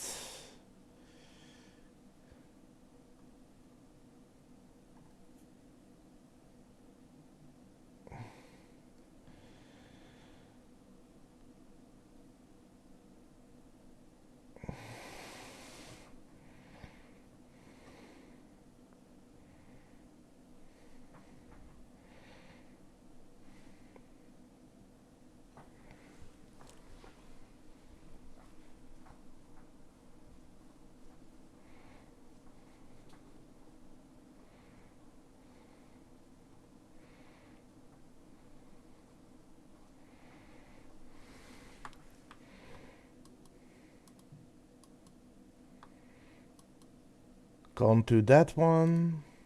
That's on the mobile port, which I'm not playing. Sorry, I'm doing a bit of research.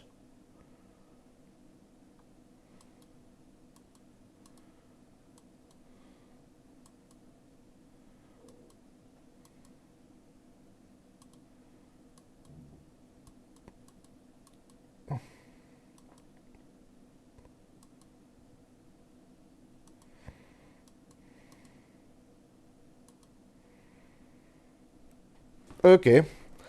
So just as a heads up, I have gotten most of the standard endings. Now we're going to progress through some of the progression endings to get even more endings. All of his co-workers were gone. What could it mean? Stanley decided to go to the meeting room. Perhaps he had simply missed a memo. No matter how hard Stanley looked, he couldn't find a trace of his co-workers.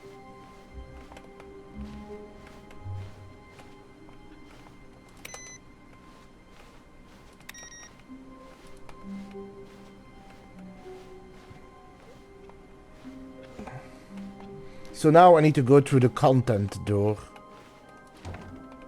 Oh, new content? What does that mean, new content?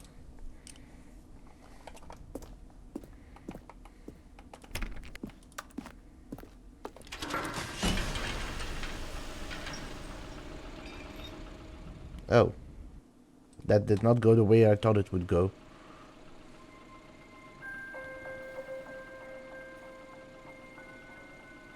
Hello, and thank you for playing the Stanley Parable Ultra Deluxe. As you may know, the Stanley Parable was a video game released in 2013 on home computers. After receiving critical and commercial success, it was expanded upon in 2022 with the Stanley Parable Ultra Deluxe, a reimagining of the game for consoles and home computers.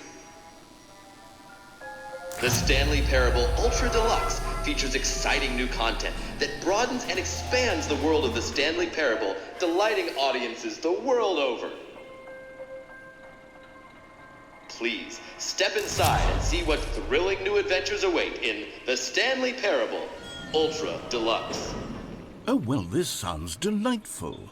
I'm very excited to see the thrilling new Ultra Deluxe content.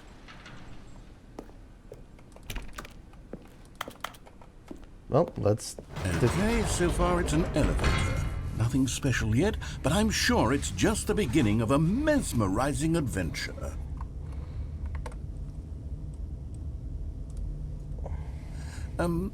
Is it broken? What's going on here? Should we be moving somewhere or... Oh, there we go. All right, finally, at long last, it's on to the new content. I've never been more ready. Let's do it. You sure about that? I have to say, initial impressions of Stanley Parable Ultra Deluxe, mostly tedious. It's as if them... Oh, okay. Let's see the content. Give me the content, Stanley. All right, let's see. It's the jump circle.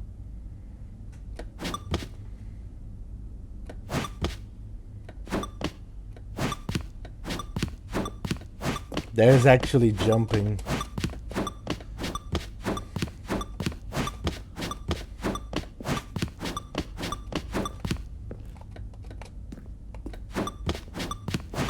They literally coded it so that you can only jump in this circle.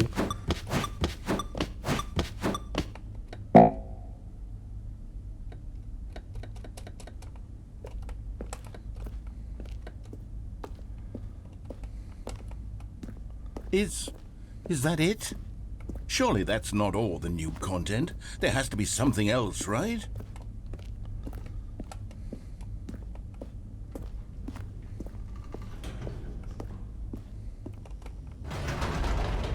Goodness, another elevator. Stanley, I have to say, initial impressions of this game are not positive. It's just elevators and jumping. Is this what passes for exciting new content? If this is new content, then I could just read you the whole dictionary. There's 20 hours of new content right there. Hell, I could counter 30 trillion. You could put that on the box. The Stanley Parable Ultra Deluxe, now with over 1,000 hours of new content. And oh wait, there's more. Very good. Yes. I knew there had to be something else. Let's see it. I'm ready for whatever it is.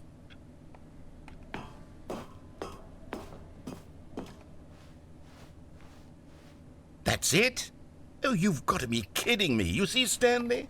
This is what happens when greedy video game developers with no respect for their fan base rush a cheap expansion to market for no reason other than to make an easy dollar. And don't get me started on the level of craftsmanship that's gone into it. In fact, I'm looking right now at the game's achievements, and it's hard to believe one of them actually says, "Test achievement, please ignore." What quality assurance department signed off on this?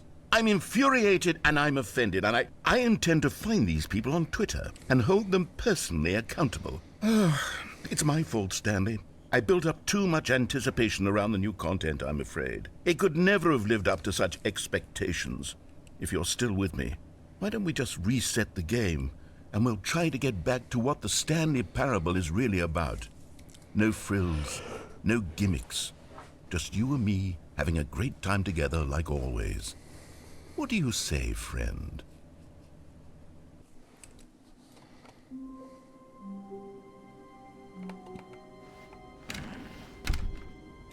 What is this?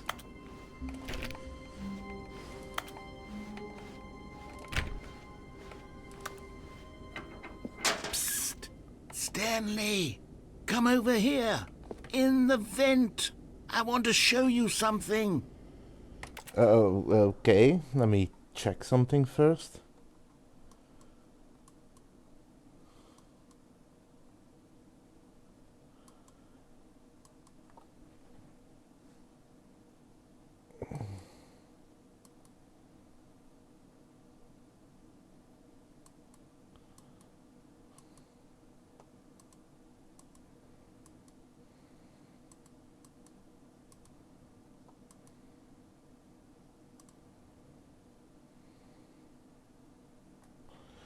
Oh, okay. What is here? Oh, you don't want to see the cool surprise I made for you? Well, fine. Sure. You're a dog. Oh, never mind. You're not a dog.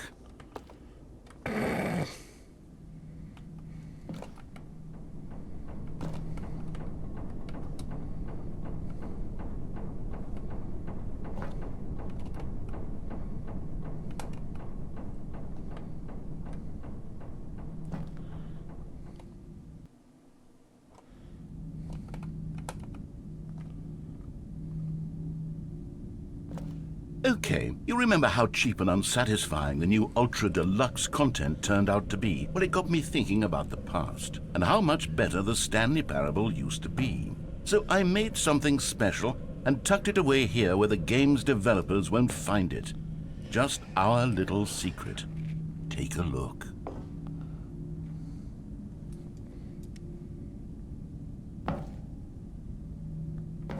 I wish I could move a little faster.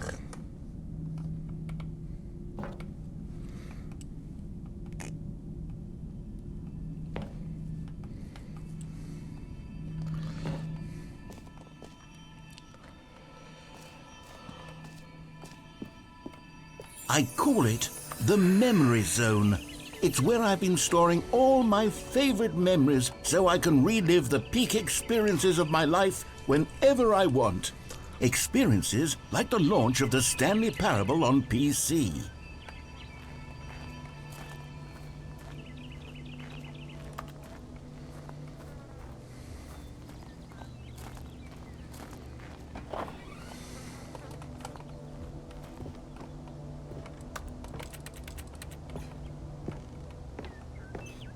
You see, Stanley, doesn't the Memory Zone remind you of how wonderful Stanley Parable was before it was sullied with a cheap The re-release? greatest wealth is Remember memory. back in October of 2013, when the game originally launched?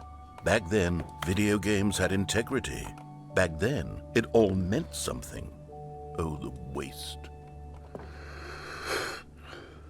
Ah, 2013, when the Stanley Parable was released. Don't forget the Stanley Parable. Memory, sweet memory. This is probably the store page back in 2013. This is the Freedom ending.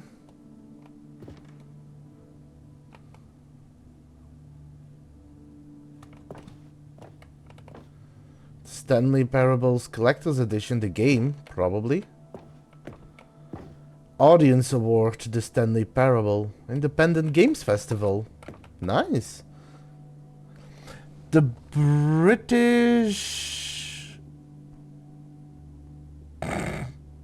He just taped that over. Good times, so those are all the choices and endings we got.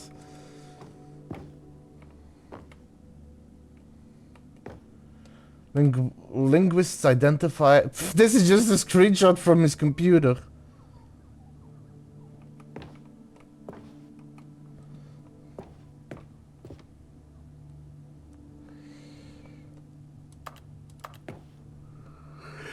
First kiss, my first car, the release of Stanley Parable in 2013.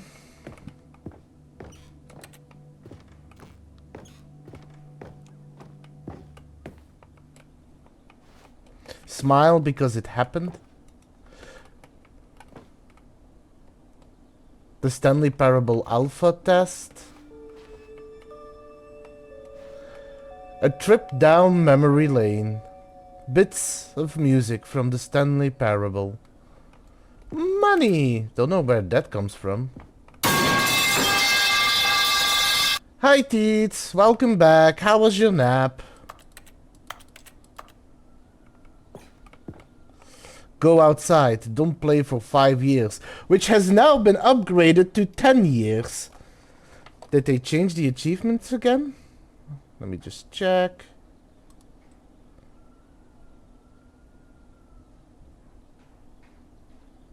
It's 10 years now, the achievement.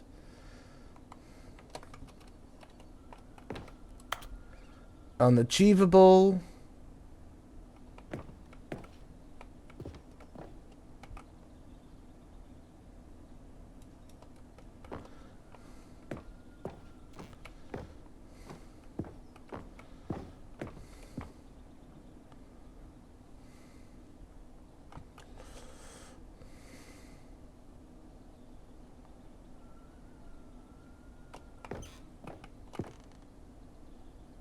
Deals tough choices, sure. That's the Mariella ending. Beta, work in progress.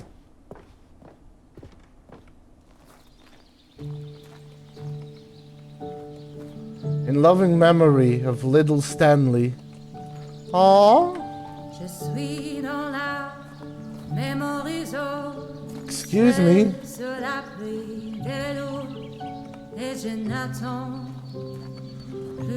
Also, I don't very much appreciate you singing in French. Like this stunning triumph of games journalism, 10 out of 10 from Destructoid.com. James Stephanie Sterling writes, and I quote, "Where so many games that aspire to be more than games end up less than any form of art, Stanley Parable strives and then succeeds to be every game ever created." Did you hear that, Stanley? Every game ever created. That's how grand and all-encompassing the original Stanley Parable was. It was literally every game ever created. It was Skyrim, it was Persona 3, it was all of them, and now it's nothing. It's no games at all. It isn't even the Stanley Parable anymore. It's just a husk now. A lifeless husk with an hour of new elevator content.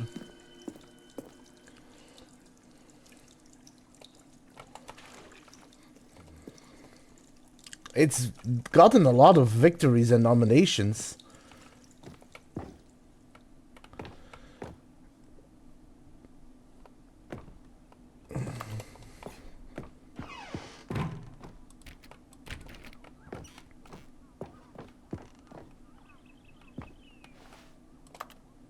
Person of the Year, Stanley.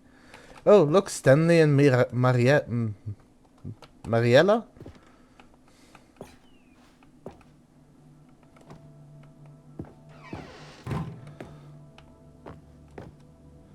People play games because of what they can do inside them, and your game is very good at letting them know they can't do anything.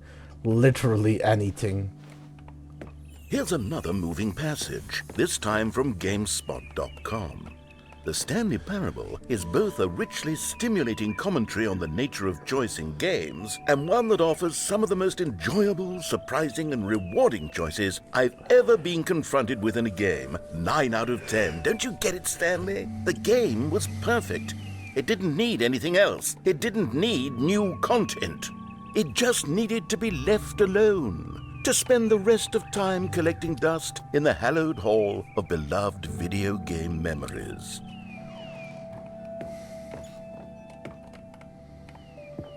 Source.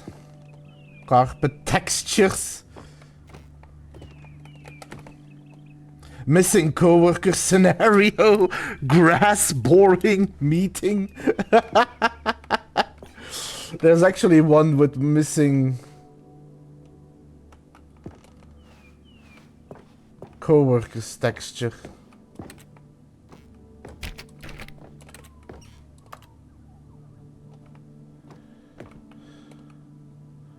The serious room, which...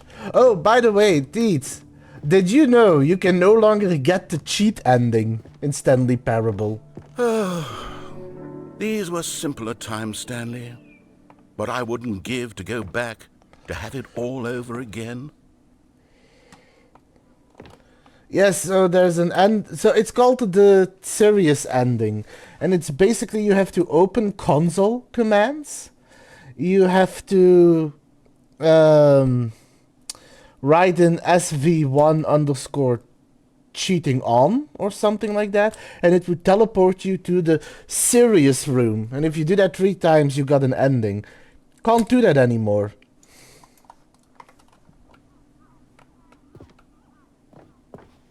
Wait, hang on. I don't recall this part of the memory zone before. What's this? What's down here? Because the Stanley Parable Ultra Deluxe Edition is not made on the Source engine, it's made on the Unity engine, and the Unity engine didn't have the option to access console commands. So while you could do that in the old one, which was built on the Source engine, you can't do that on this one. I actually had to look it up because I was looking forward to that ending. That was a fun one.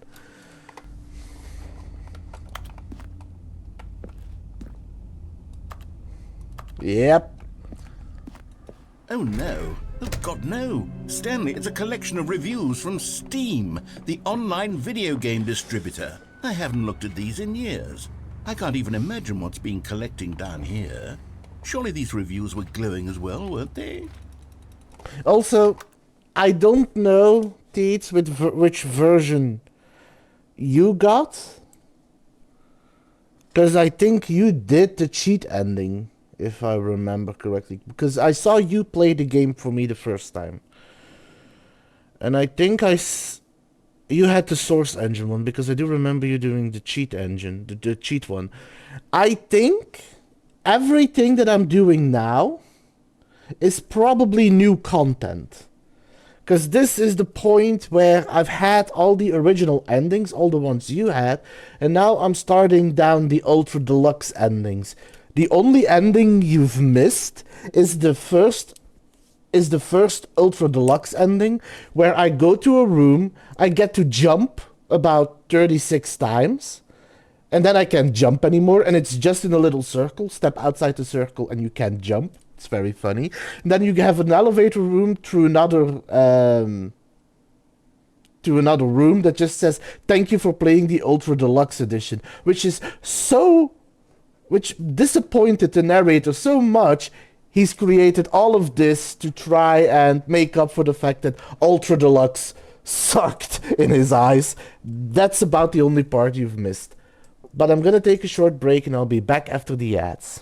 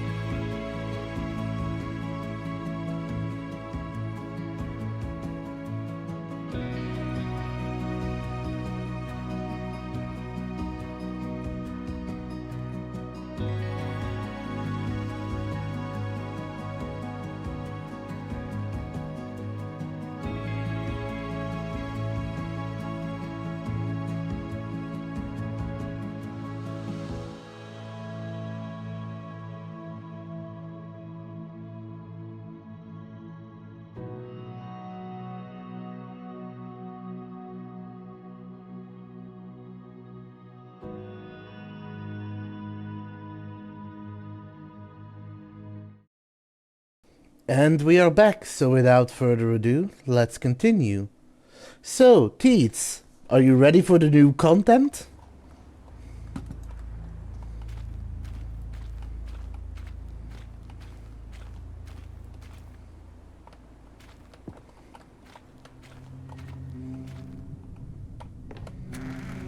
Honestly, I could not be bothered to play this game to full completion. The narrator is obnoxious and unfunny, with his humor and dialogue proving to be more irritating than entertaining. Unfunny! I'm not trying to be funny. I'm trying to make a serious work of art. I suppose I could write up a handful of gags to insert into the Stanley Parable, but the game is already such a densely layered web of profound philosophical insights that I can't even imagine where I'd have the room to stick them.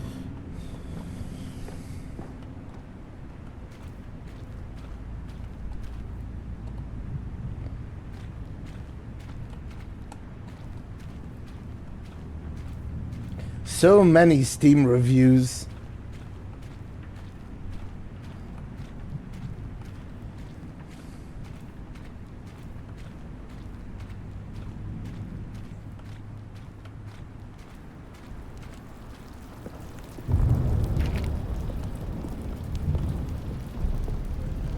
Okay, let's see what this one says. While the idea for the game is good, for someone who prefers non-linear games, this preachiness gets annoying fast. Preachy? Stanley? I'm not preachy, am I? You can tell me if I'm preachy. Honestly, you can. Oh, goodness. This is actually quite shocking for me. Well, to be honest, I had always thought of the game's dialogue as being rather terse to begin with. You can't know how much fluff I cut from the game to get it to feel as light and airy as it... Well, I always thought it did. But maybe it wasn't. Oh dear. What an awful memory to have to hold on to. These black marks on my otherwise unimpeachable track record. I feel like a failure. Like I let these people down. Perhaps the Stanley Parable isn't quite as sterling as I always remembered.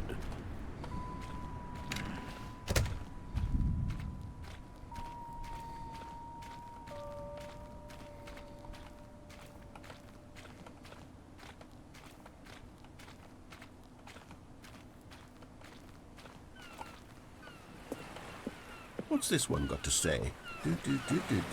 You constantly have to stop doing anything so the narrator can catch up with his long-winded explanations of what's happening.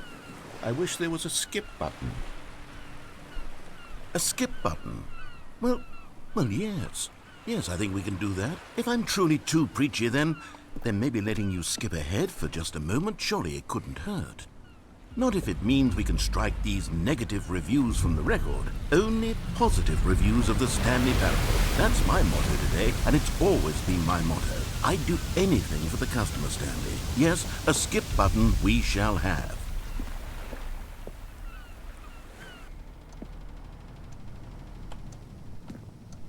And here it is. Go ahead and give it a shot. I'll pop you forward in time so that the second my incessant droning starts to bore you, with just the push of a button, you'll have zipped right past it. It's what the players have been asking for, and I'm very proud to have delivered.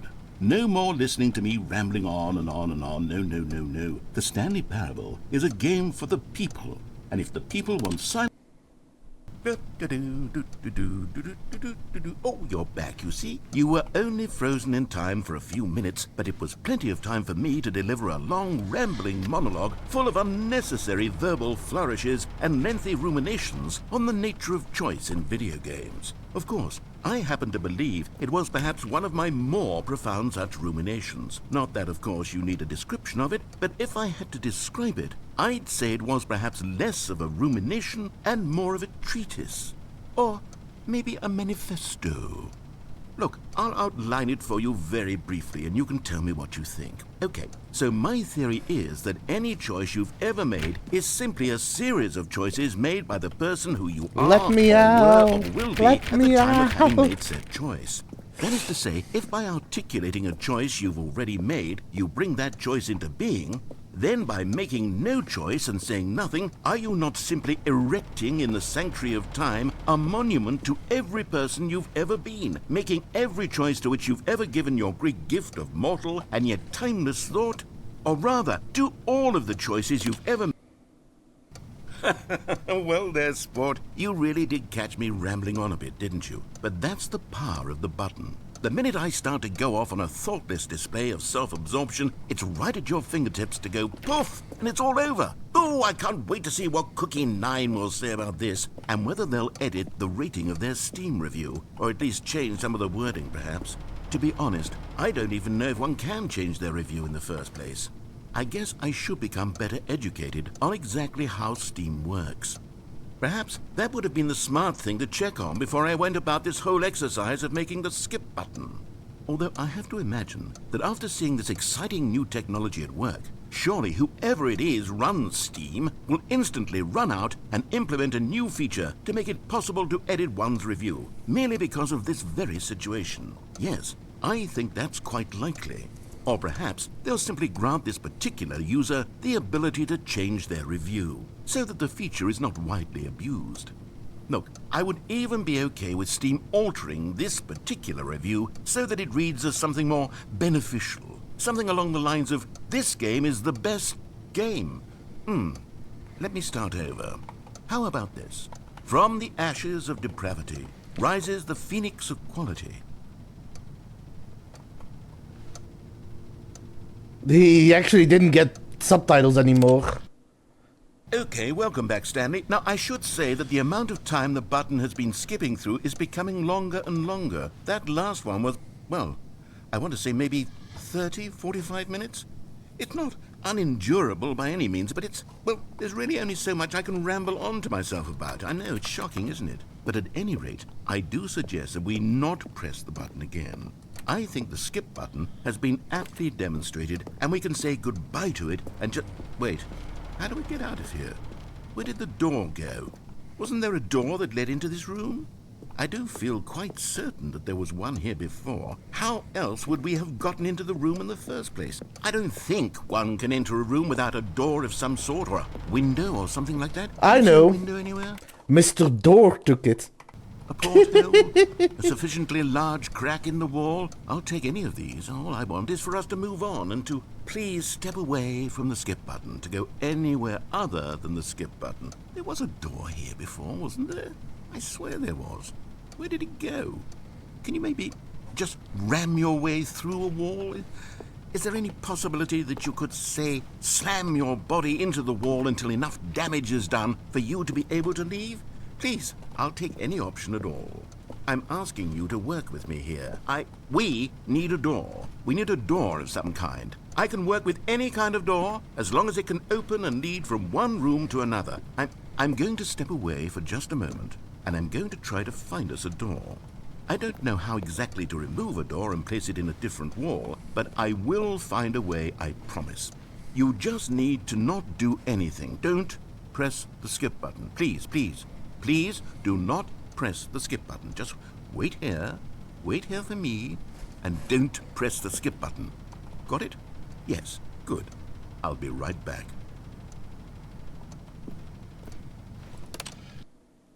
Stanley, please don't push the button again. It's been 12 hours. You've just been frozen there. I don't know why the skips are getting longer, but they're really, truly getting longer, and my God, there's no way out of the room. Stanley, the door is gone. It's completely gone. I've looked at it from every angle. I've checked every one of those walls 1,000 times, and there's no door, Stanley. There's no door. There's just you and the button, and if you keep pressing it, I have no idea what will happen. I have no idea how long I'll be made to sit here, and more than anything else, I don't know how to stop you from pressing the button again. I can't control anything in this room, Stanley. I can't touch it, and I have to believe, I have to know that sooner or later, no matter how much I plead with you, you're going to press the button again. Why would you? I've been thinking, and I don't know what I can do to convince you otherwise. Oh my God. And it's all because of those reviews. Those reviews that I couldn't get out of my head. I just couldn't ignore them. Okay. Setting up an alarm.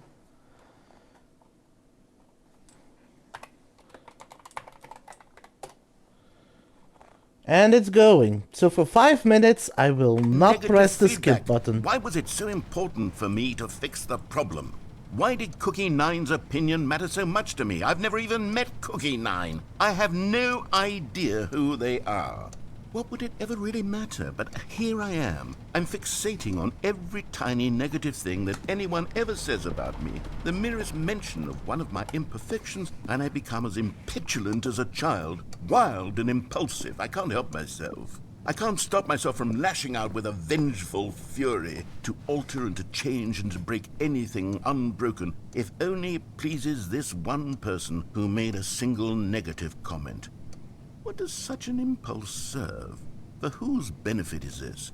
And here I am now, stuck in a room, waiting for you to press this button, and to become frozen in time, knowing that you're going to do it, and that I'm going to be stuck all alone, and that I had the power to prevent it all from happening, if only I'd held my tongue. It's all out of my control now. Just you.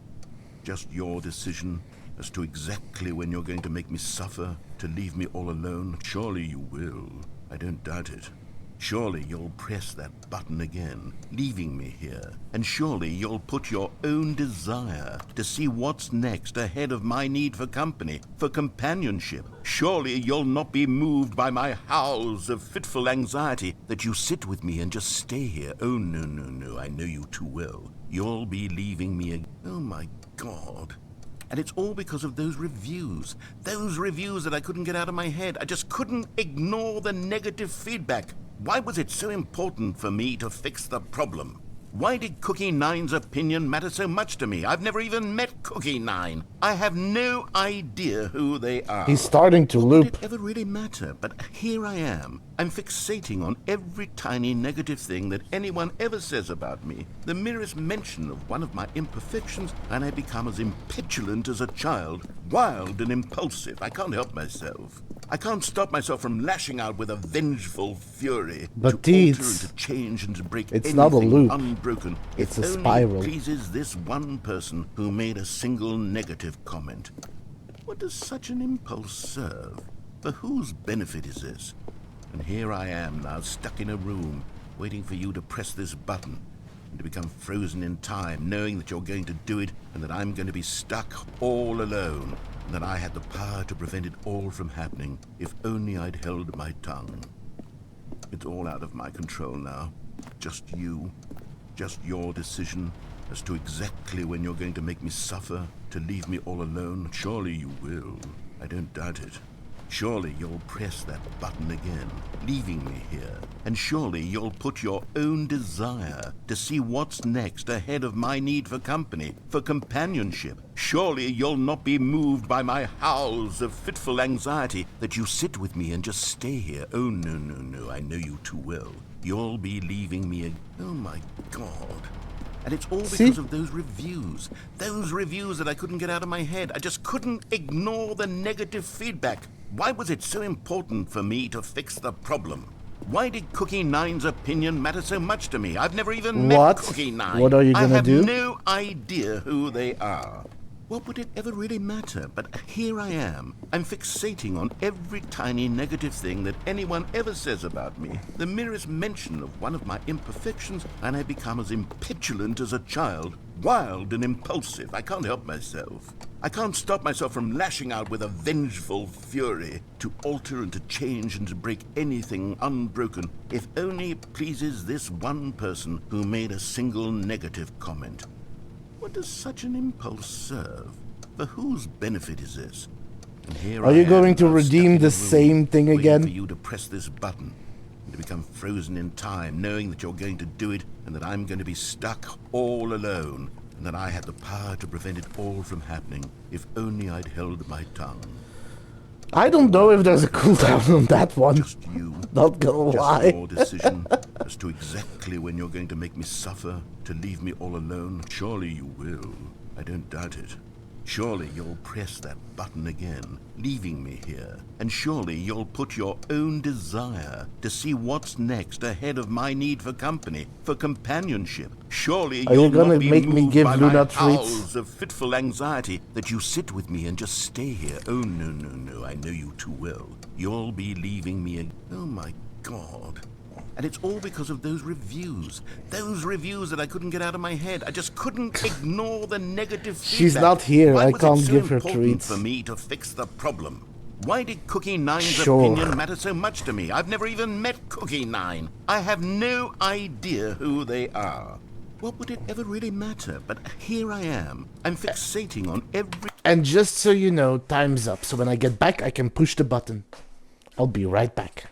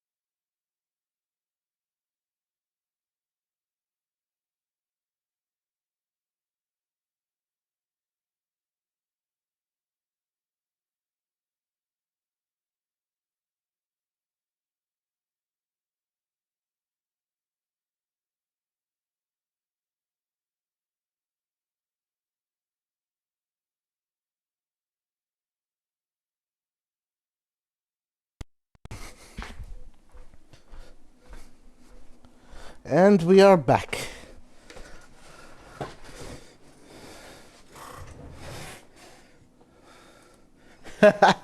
tiny negative thing that Well, anyone ever time to says press the about me, button. the merest mention of... Oh, Stanley, you're back. You're back. Oh, my goodness. I have someone to talk to again. Stanley, I think it's been a week. Or 2 weeks. I've been sitting here all that time. Just sitting here. Not a single person to speak with. And you'd think that that's just how it's always been, right? Me talking and you saying nothing. Would you think that it's exactly the same as always? Doesn't that feel like what we've already been doing? Me just talking? But it isn't, Stanley. It isn't the same at all. It isn't even close. Because I know you can't hear me once you push that button. That's what I'm realizing now, Stanley. I'm realizing that I needed to know that someone was listening. I needed there to be a vessel through which my words were moving. It was the vessel I needed, Stanley. Not the outcomes, not the story. None of that. I'll give it all up. Hi, I'll give up Voices. every branching part. Hi, Voices. Happy Monday. How are you doing today? I'll burn my... Let me give you a shout out. Once I figured out my keyboard layout again.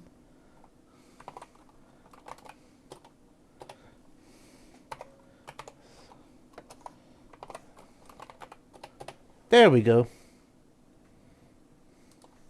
My story to the ground. One single thing I need, and God, I can see now that I need it more than anything, is to know that someone Nice. else is taking it in. These words that I'm saying, I need to know you can hear me. Because maybe, Stanley, maybe... Oh, if you what can are you hear running me, behind on? then maybe it means I'm real. Maybe I'm not just a fiction. Was I scared of that all along? Perhaps, yes. Perhaps I've been scared this whole time, that if I stop speaking, I'll slip backwards into the silence and be consumed by it. I can't be taken by it, Stanley. I can't lose myself in the stretch of emptiness between you and me. When you press that button, you're still right there, but I know you're so tremendously far away. And in those moments, the emptiness folds itself outward in between the two of us, and I am suspended in its unyielding quietness. I can feel the edges of my reality curdling inward and decaying. I can tell that I am becoming less and less real. Yet to speak to you now, I am alive. I am truly and completely I hope you here. can find I some am a stuff being. to... I am someone. I am something. I am I hope being you can get some listened time to I am get being all of recognized. that done. The emptiness I'd love to between see us you has stream collapsed, again. and I feel right now like I am not a work of fiction. I feel as though I occupy space in this world again, and I have cast a shadow onto the wall. You see what I'm saying, don't you? You can see what this means to me. I'm so clear about it now, Stanley. I feel as certain about this as I've ever felt about anything at all. I feel renewed. I feel restored, and already I can sense the looming silence as you will press the button for the next time. What a terrible dread it strokes in my heart to think of it, to think of returning to such coldness. Come, let us sit in silence together here for just a moment. Let us anticipate it. Let us welcome it. You're Let welcome. us not run from it. And I appreciate your support and your company every time, Voices. It is wonderful to have you.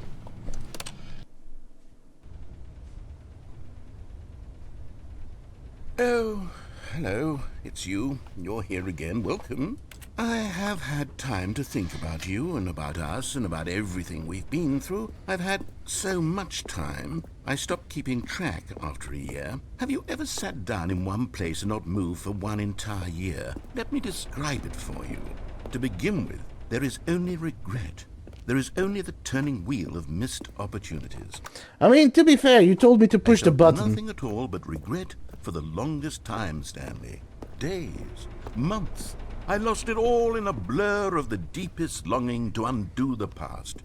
And when that feeling had begun to subside, what took its place is what I can only describe as the collapse of every moment I have ever experienced my entire life. All of them collapsed down into a single instant. In that instant, I could see myself clearly, calmly, with a collected heart. It was an impossibly rich wellspring of both delight and disgust simultaneously. I was consumed by it. I could do nothing but wallow in it for what felt like an eternity, for what I now know was far less. You see, it was a revelation for me. It was unlike anything I had ever known. It was a space without consequence, without action or outcome. It was divorced entirely from the question of free will that you and I have squabbled over for so long. There could be no one ending, no singular outcome of events, not if all events existed in the same moment. And I felt freed.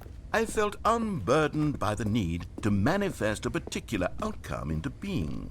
I saw that I could allow myself to exist along all timelines, and that each of them was simply a strand in the web of my being. It was incredible. The spaciousness, the equanimity of the moment, both singular and infinite. For the longest time, this was my experience. And then, this moment passed, and the most unyielding fear I have ever known crept into my mind. And it is this sensation that I have been experiencing now for longer than I could have ever expected was possible. I have been waiting for you. Not that you might save me or do something to fix it, but merely to state for you the plain fact of this manner of existence. I wish you to feel afraid, as I do, that perhaps one day this state of mind will consume you as well. Perhaps you will somehow, in some way, have to live as I do now, and I wish for you to know how excruciating it is, and for you to be in true terror of its eventual arrival. If I can only do this, only this one thing, perhaps it will bring me the smallest moment of peace in the darkness.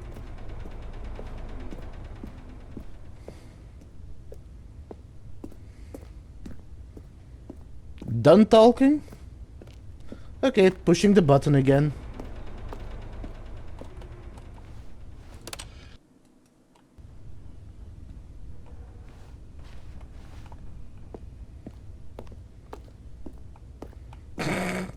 I'm listening. I mean, Stanley probably isn't, but I am.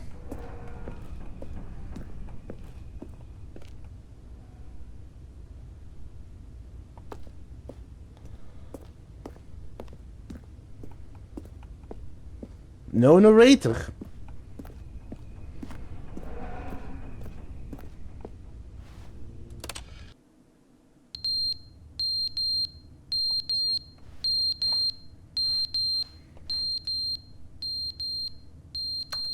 That clock stopped working long ago. What is that shuffling I keep hearing?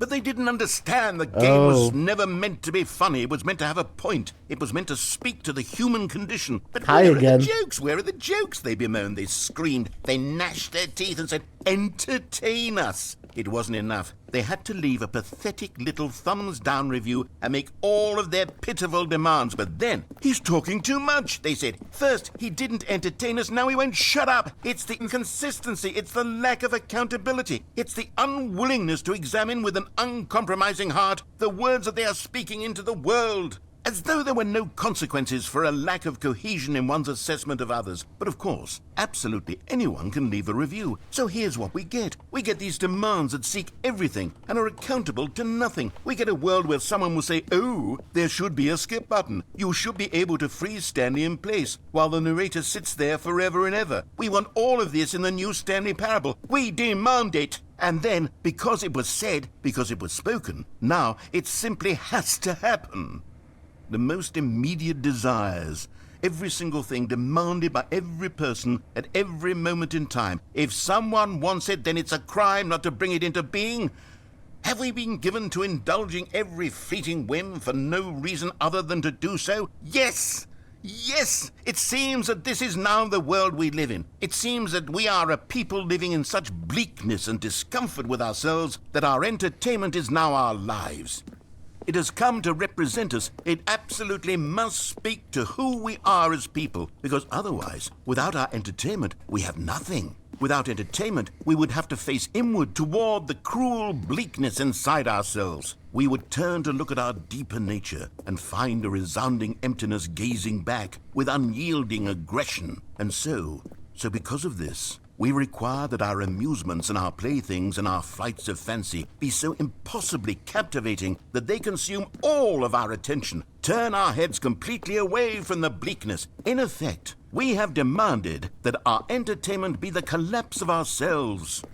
What a pitiful reflection of humanity these entertainments are. What a shameful mirror to the human spirit they project. I'm not mad. I'm not mad about any of this. I'm at peace with it. I am the calm center of gravity around which these perversions hurl themselves. I am a waypoint for reasonable and collected discourse. They're the ones who are mad. They're the ones who couldn't stand the idea of me using my game to try to say something. Maybe they were just jealous of me. Yes. Yes, of course. They've been jealous of me this whole time. You do have a good, in fear and you do have a good insecurity voice. and cannot help but attempt to tear me down. What a sad state of affairs. When you read these reviews now, you can see it. You can taste the bitter resentment. And my, how good does it feel now to speak truth to these words, to finally allow these thoughts out, contained and managed for so long, neutered and sterilized. At last I am free to truly think. To feel. It must be that they were so discontent with themselves they couldn't help but leave a negative review on Steam. Perhaps it says far more about them than it ever said about me. Perhaps the state of their psychological being was in such tatters, and my constitution and willpower are so ironclad in comparison. Perhaps it was this state that they sought some outlet through which to tear me down. This, you can see, is clearly why they felt the need to expect that the game be funny, that it be filled with yucks and whimsical humor, that it amuse them endlessly from start to finish. But they didn't understand the game was never meant to be funny. It was meant to have a point. It was meant to speak to the human condition. But where are the jokes? Where are the jokes? They bemoaned, they screamed, they gnashed their teeth and said, entertain us. It wasn't enough. This game is leave fun. A pathetic little thumbs-down Oh, review already and make heard all it. of their pitiful demands. But then, he's talking too much, they said. First, he didn't entertain us, now he...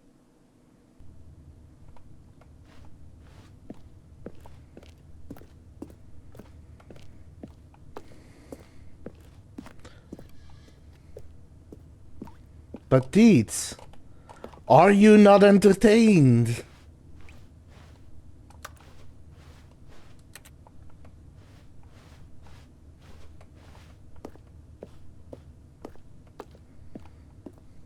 To be fair, I'm making a lot faster progress through this game than, okay, enjoy the entertainment voices. But yeah, I'm making a lot more progress than I thought I would.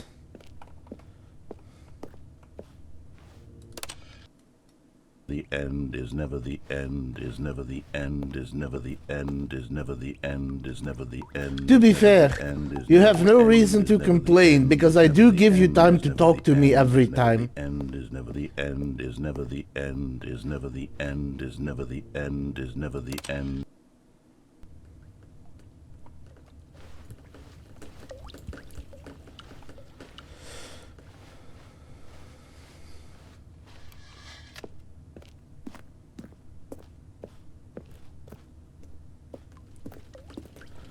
Well, this isn't a good sign. It's starting to leak.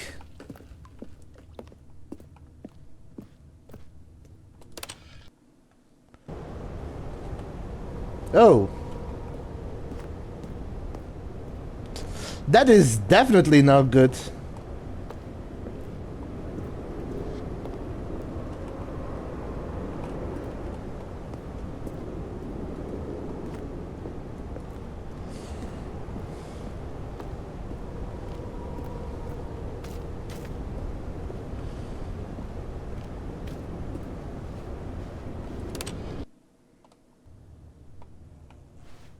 Sunlight. Did somebody clean up? Cause oh no, wait. I was like, oh wait, yeah, I can go here through here now. Not fully though.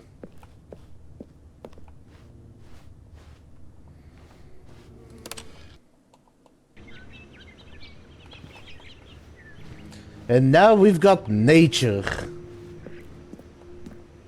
Nature will find a way.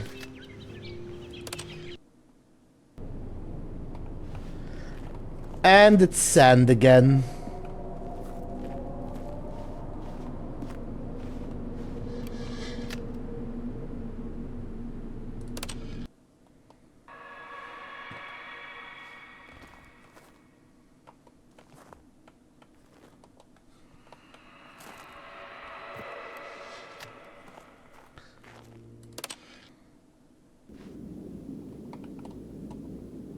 Oh! There's an opening.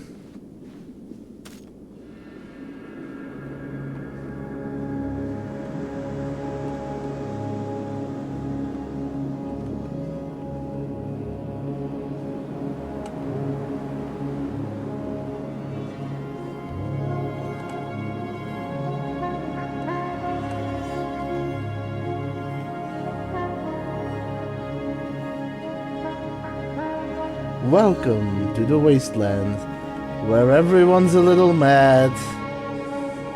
And crazy is putting in a skip button.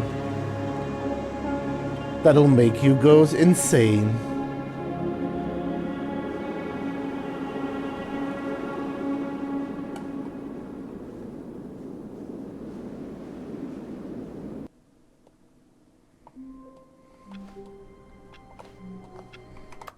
Hold on, that's not what I remember. Give me a moment. No, wait, no, that should be the correct ending.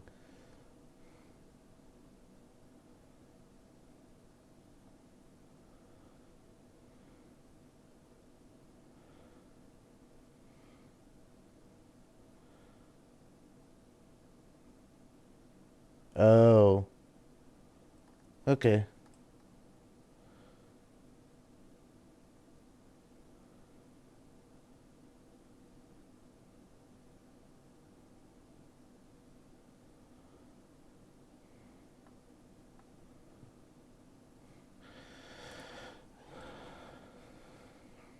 Okay, now we're going to the sequel ending.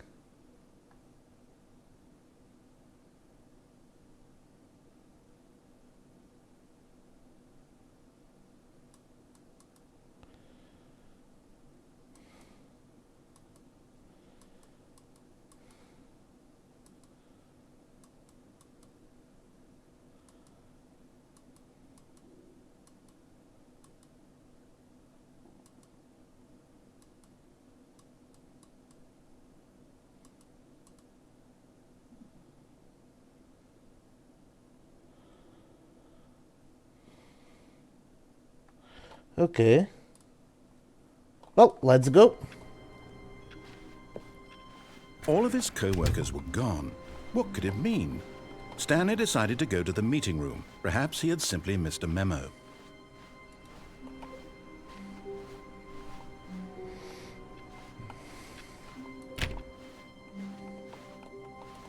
New content. Oh, good. You notice my sign. Yes, I have something very exciting to show you.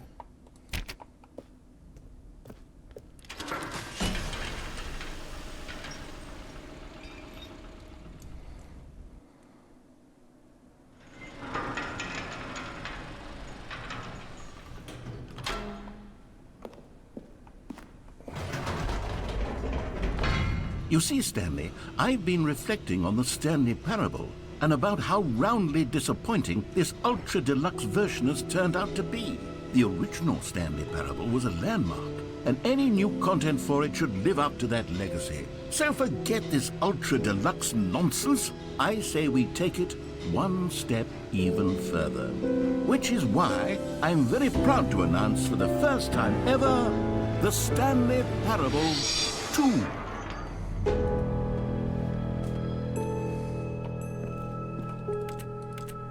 Yes, you see, isn't this far superior to a measly re-release with a few minor additions? Think of all the new territory we'll cover with a fully fledged sequel. An entirely new experience, built from the ground up. Why, there are so many possibilities. It could go in so many different directions. This is what fans have truly been asking for.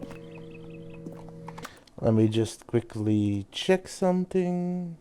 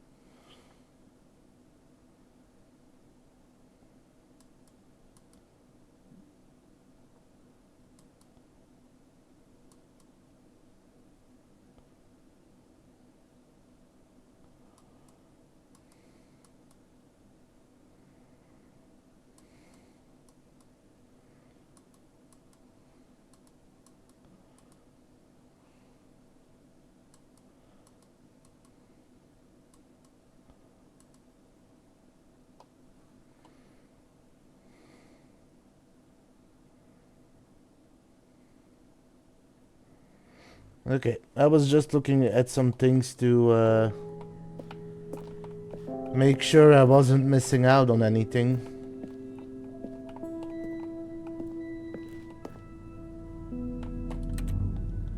Welcome, Investor Showcase, the Stanley Calling it Parable. the Stanley Parable 2 is just so much catchier than Ultra Deluxe, don't you think? Ultra Deluxe? What does it even mean? But the Stanley Parable 2, now that's an artistic statement right there. It's future-oriented. It screams progress and innovation and long-term franchising potential. Taste the sequel.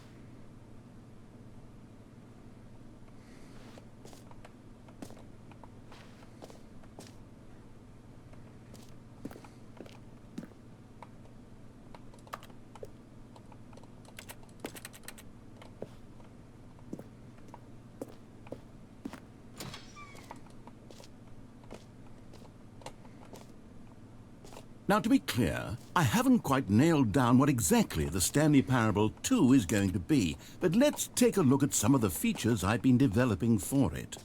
I figure that if I can loosely organize a handful of interesting concepts, that surely the game will sort of naturally spring up around them. It'll all work itself out. Game development is much more of a fuzzy magic than anything scientific or logical, really.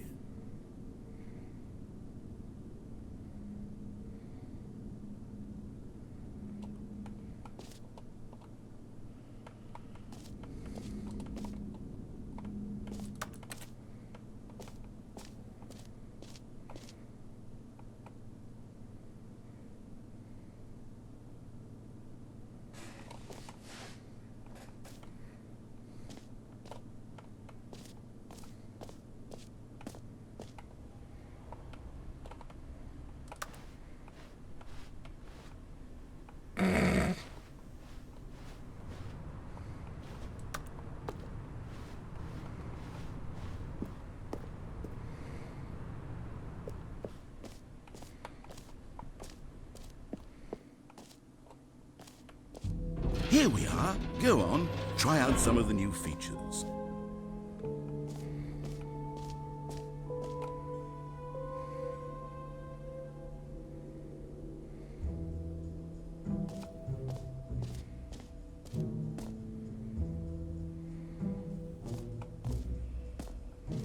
Okay, I'll be honest, I haven't yet decided on this one. I think that in the new version, the office could use a bit of decoration, like balloons. But I'm undecided on Get Well Someday and Happy 12th Birthday. Which would you go with? You know, sometimes when you solicit another person's opinion, it makes you realize that you knew which one you actually really wanted all along. Happy 12th birthday, step-niece, it is.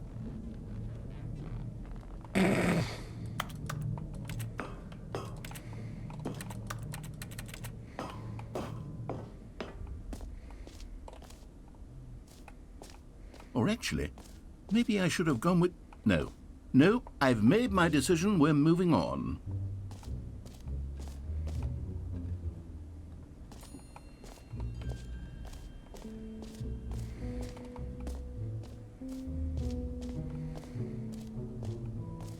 Oh, yes.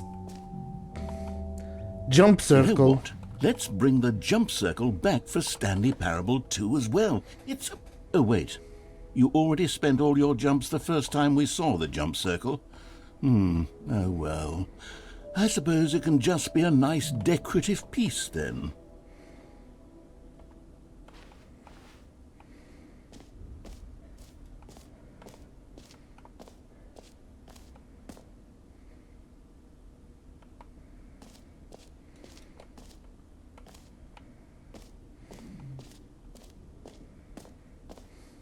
So now I'm going for the infinite hole ending, which is more of a gag, but it's still an ending.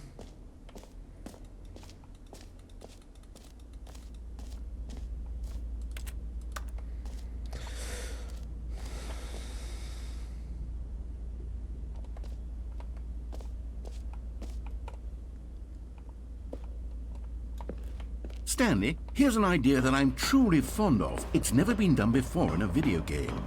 This is in fact a hole that you can fall down forever. That's right. Infinite falling. You can fall until the end of time if you like. A stunning leap forward for video games as a medium.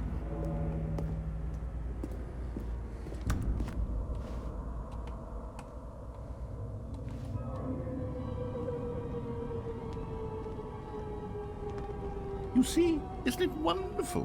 One of my more ingenious concoctions, if I do say so. Now then, since you've gotten to see the infinite hole, you can press the teleport button to pop back up to the top, and we can continue onward. Great! Now, I'm very excited to show you even more of my ideas for the sequel. Whee! Okay, and I guess we're back in the hole now. Did you really need to see it again? I don't know what else there is to say, Stanley. It's an infinite hole. It's exactly what you're doing right now, but forever. There really are so many other fascinating exhibits that I've prepared for you. I really spent quite a lot of time on all this, and I would very much like to show you some more of them. How about we go ahead and press that teleport button again so we can get back to what's really important about... Oh, goodness. Well, this is rather embarrassing, Stanley. I'll be honest with you. I truly did not believe that anyone would actually stay in the hole long enough to hit the bottom. Yes, I know, I told you the hole was infinite, but come on. Who actually wants to fall forever? The hole was plenty deep. It was more than deep enough, in my opinion. Maybe it's you who likes falling too much. Maybe you're the problem. Look, things got a little heated there. I think we both said some things we didn't mean. Why don't we just put all this behind us and agree to just call the hole mostly infinite? If that works for you, then go ahead and press the teleport button to warp up to the top of the hole and we can move on. I'll just be up here when you're ready. Oh, for heaven... You see, I was right. The problem is you. The problem is that you like holes too much. Not normal. A normal person would have said, yep, that's an infinite hole right there, goes on forever till the end of time. Don't need to see it all, but not you. Oh, no, no, no, no. You have a weird sort of... Oh. Did the hole seem even shorter to you this time? I couldn't help but feel like you spent a little less time in there than you did before. I mean, admittedly, I didn't make an infinite hole, but I didn't think it was that not infinite. Well, I suppose once again there's nothing to do here. If you decide you've had enough of the hole, you can hit the teleport button and come join me up above. Had enough? I'm positively thrilled. I really do have so much more to show you and to talk about, and I've had enough of the hole for a lifetime. Gosh, how could I have guessed? You're back in the hole. If this starts to become a thing where... Wow, okay. Yes. I'm starting to become extremely certain that the hole is not only not infinite, but that it's growing steadily less and less infinite.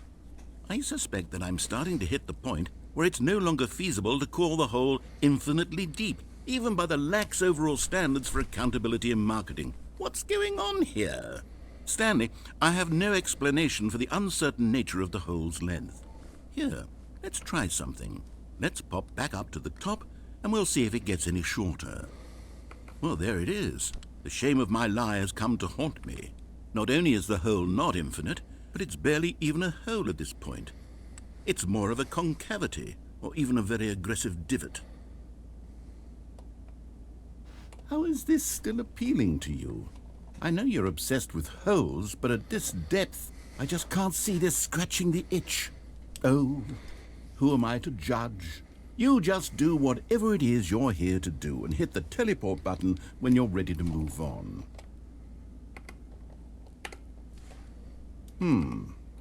Is the, teleport button not working?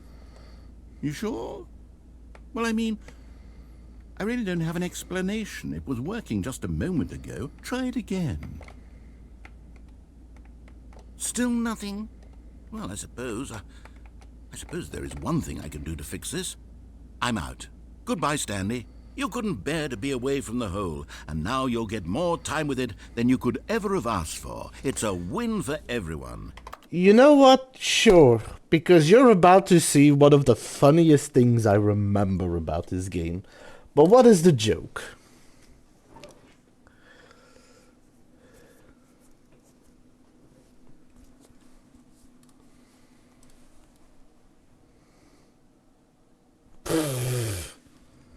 Wow, Deets. Wow. You get to be with the hole, I get to do literally anything else. Take care, Stanley. I hope you and the hole have a wonderful rest of eternity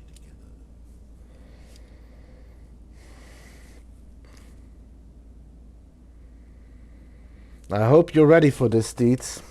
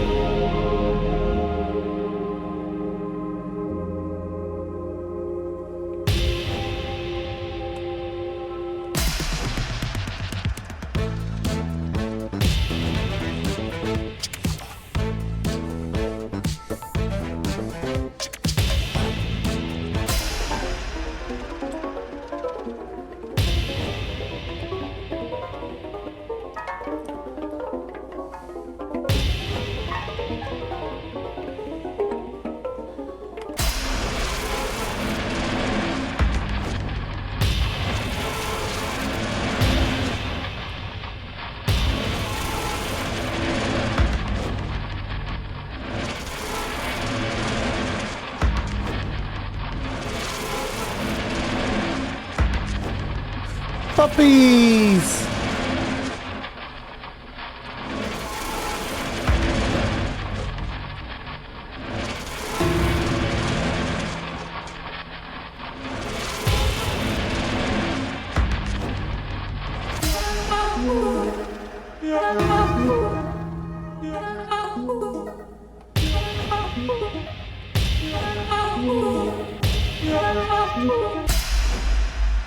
My head's stronger. Now you're no longer using up the space of my. Stanley? Stanley? Stanley! Oh, good, you're awake. It seems you had sort of dozed off there, drifting away into dreamland. But we can't have that, Stanley, because this hole is just so darn fascinating that I want you to be wide awake for every second of it. You don't want to miss a single moment. So how about if I just pop in from time to time and wake you up to keep you really, truly focused on the hole? From the looks of things, you and I will have many, many years here in this hole, and I'm looking forward to all of them. Stay alert, Stanley. I'll be back. Toodle-pip.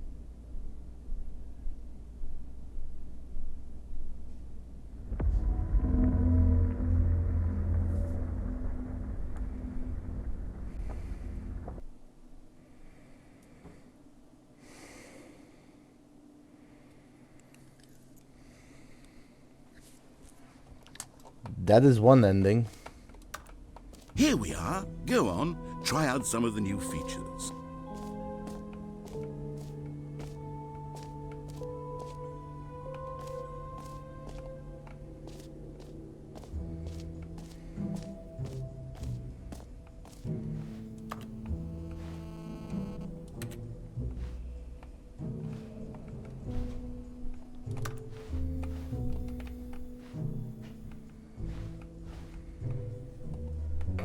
The grown-up baby.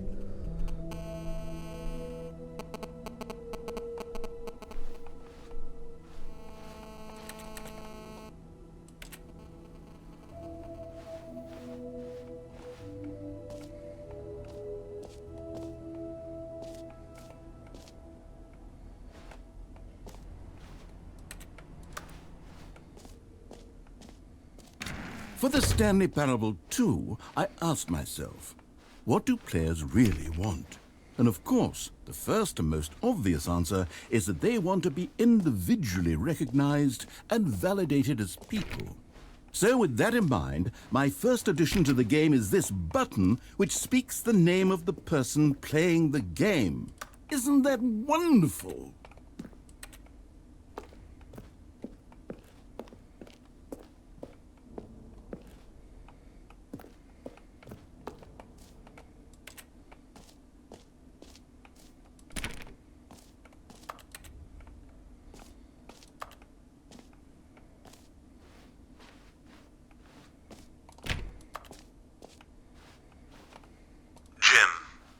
Sorry, I should have clarified. Right now, the button only says the name Jim. But of course, in the final game, this button will say your name, whatever name that is. Here, let's have you role-play as Jim to really simulate the full experience of this feature. Just play along. I promise you'll love it. Okay, here we go. Let's take a deep breath, clear your mind, forget whoever you are, and simply become a person named Jim. I want you to imagine yourself living as Jim, sleeping and waking as Jim, falling in love and being heartbroken as Jim, seizing all of the world's possibilities as Jim, and as Jim watching your dreams crumble into dust. Do you feel it deeply? Are you really, truly Jim right now? If so, then please step forward and press the button. That this game, that this sequel, Stanley Parable 2, is rustling my jimmies. Jim. Yes, you see, what a thrill, what a rush. But first, ad break. I'll be back after the ads. See you all in a moment.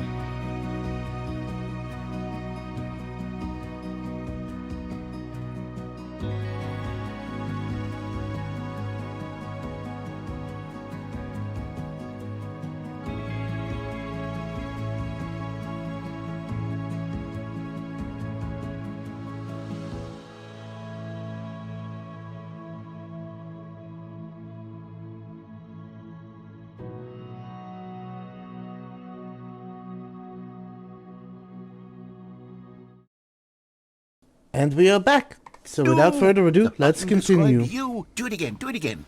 Jim. Ooh, it hits even harder the second time. If this were the only new feature in the Stanley Parable 2, it would still be worth the money. Let's take a break from the Jim button. I'm too emotionally drained from all of this personal validation.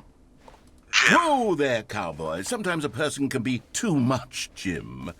I'm putting the Jim button away. Otherwise, soon you'll start to lose all sense of who you actually are. Jim.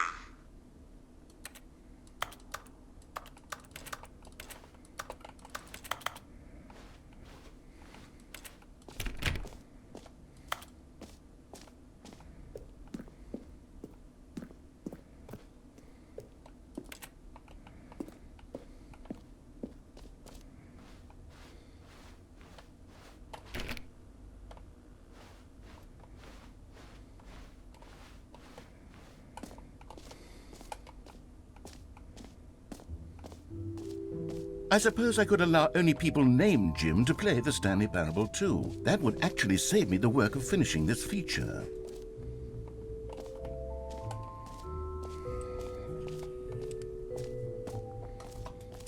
You might not get a lot of sales that way, though.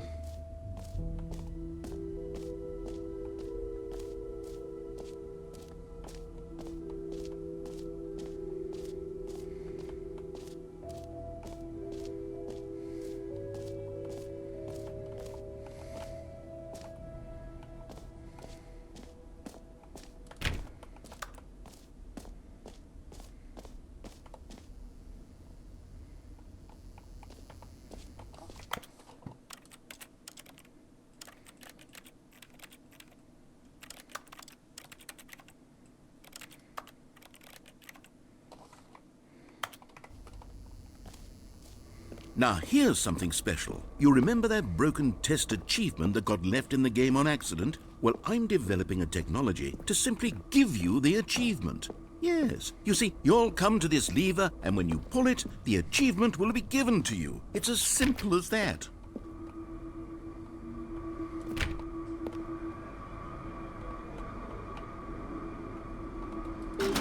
Okay, perhaps I should have clarified. This is technology that will exist. Right now, the achievement is still fully broken. I'm not a wizard, Stanley, but I guarantee it will be fixed in the sequel to at last satisfy the hordes of ravenous fans all over the world who have been uproariously demanding this feature. Gamers, we hear you, and I promise it will happen.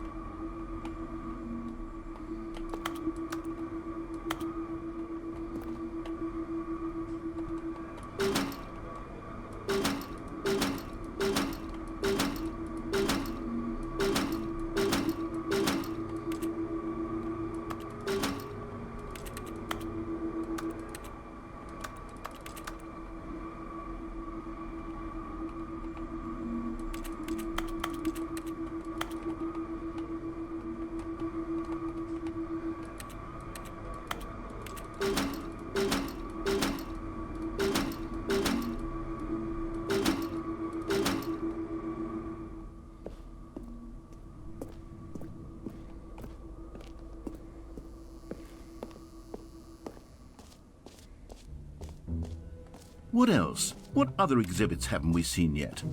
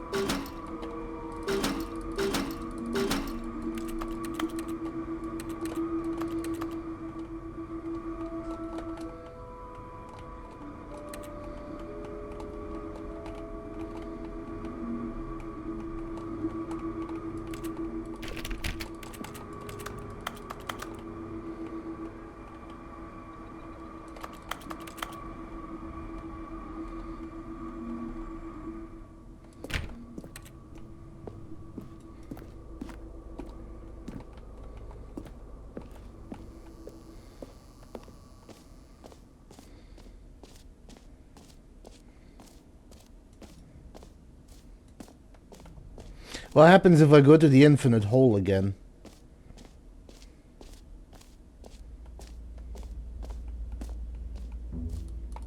Nope. He's not letting me.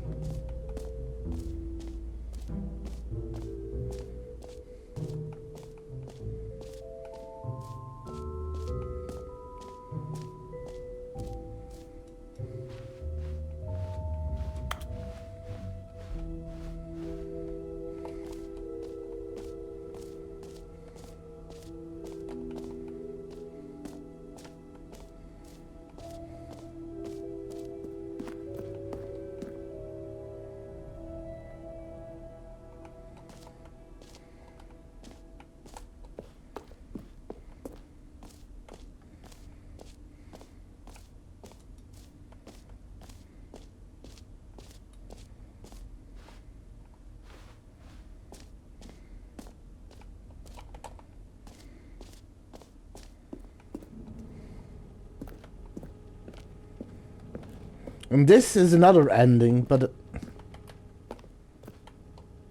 Oh, it's turning. I'm like, did that move? Ah, collectibles. Now it's a real video game. In the Stanley Parable 2, you'll run around gathering up these miniature Stanley figurines. And what's truly innovative is that there will be no reward for collecting all of them. I don't want to stifle the intrinsic joy of watching a number go up. You simply collect all of them, and then you move the hell on with your unremarkable life.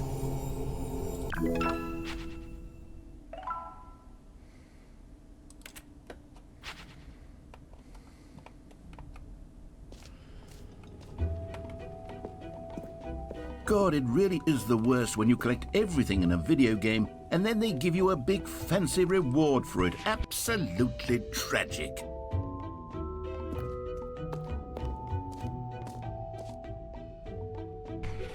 So now they probably have those statues hidden everywhere.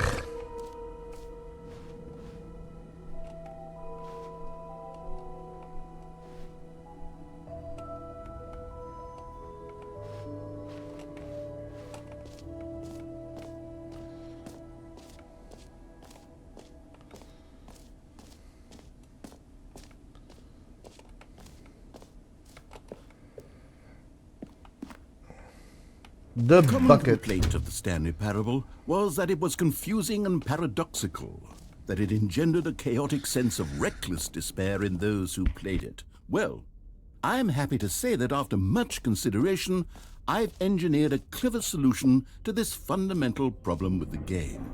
It's the Stanley Parable Reassurance Bucket. You see, Stanley, anytime you're holding the bucket, a sense of calm and ease will fill your mind and your heart. It's true. As long as you hold on to the bucket, the many disorienting contradictions of the Stanley Parable will feel perfectly normal and perhaps even comforting. You may even come to long for the gentle embrace of jarring cognitive dissonance while the bucket is in your arms. And to be honest, it's a much more convenient solution for me than actually redesigning the game to be less uncomfortable. Can you imagine what a pain in the ass that would be? Yes, the bucket is the perfect solution. Come on, give it a try.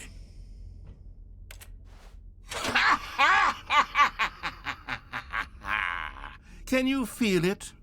The glow of comfort, even in the face of crushing despair, must already be sweeping through your body. And in fact, can I say that I do believe the bucket lends you an air of charisma as well? I think that just holding it has made you the slightest bit more attractive as a person. The benefits of the bucket seem to go on, don't they? All this and more await you in the Stanley Parable 2. That's a lot of options.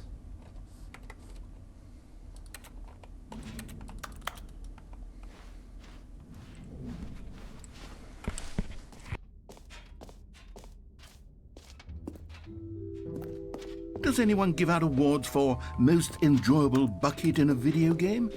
That really should be an award if it isn't already.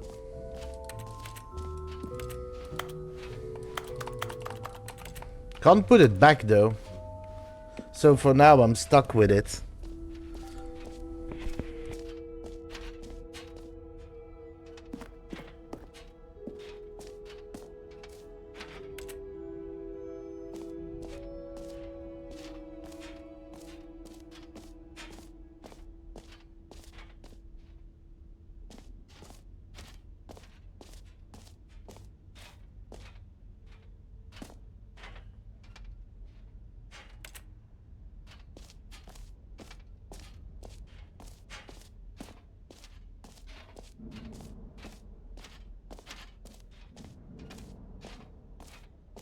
Ooh. Let's go check what's upstairs.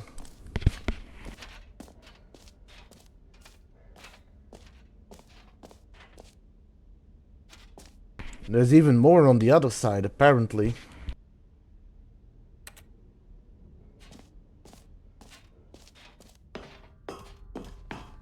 An epilogue would be fun, wouldn't it, Stanley? Yes, yes, it would go at the end of the, well, we'll figure that out later.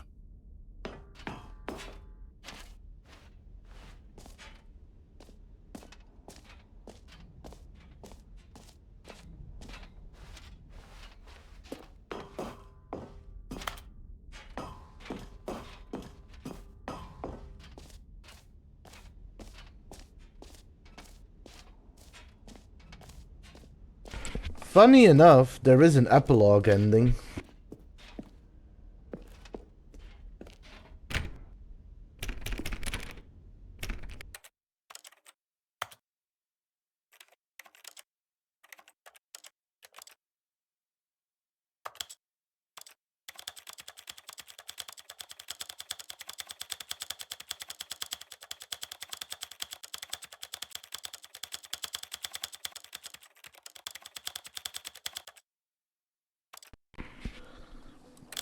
I think I have done this before, but still gonna try.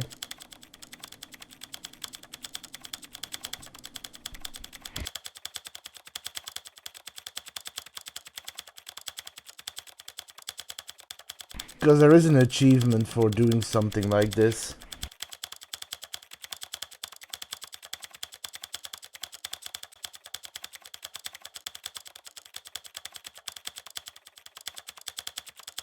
And I don't think I did it on this, so that might be why I didn't have the achievement.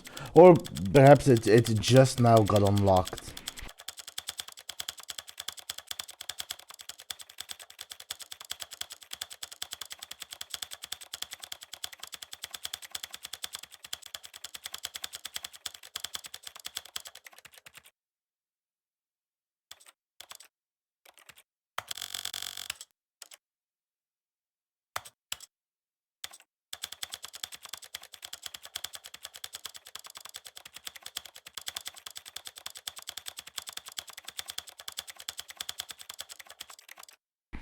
Just going through all of these sliders.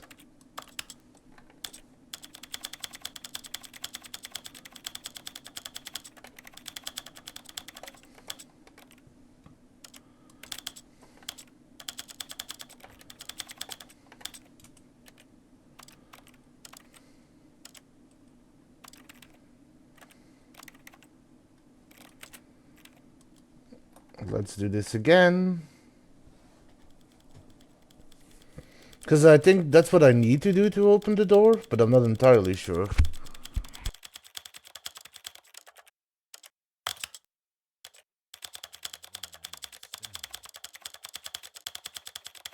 This is the story of a man named Stanley.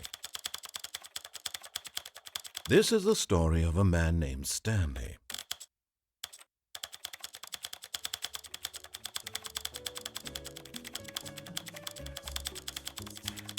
I love how you can hear the narrator sing in the background.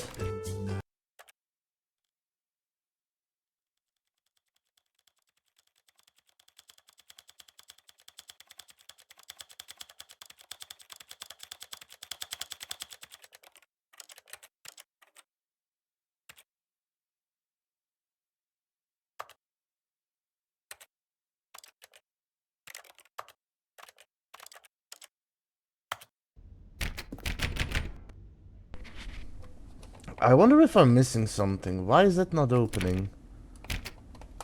Let me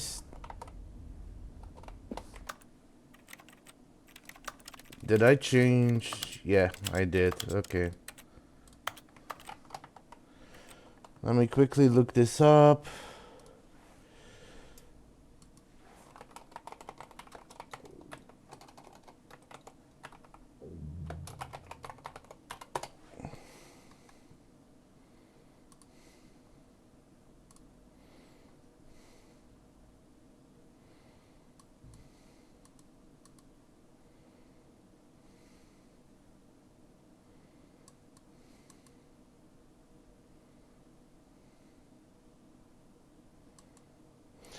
Oh, okay. They're being cheeky.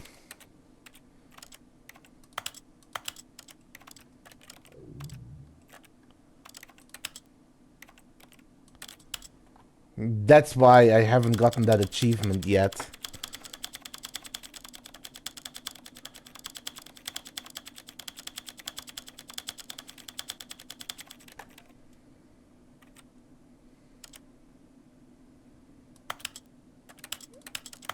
Got the achievement.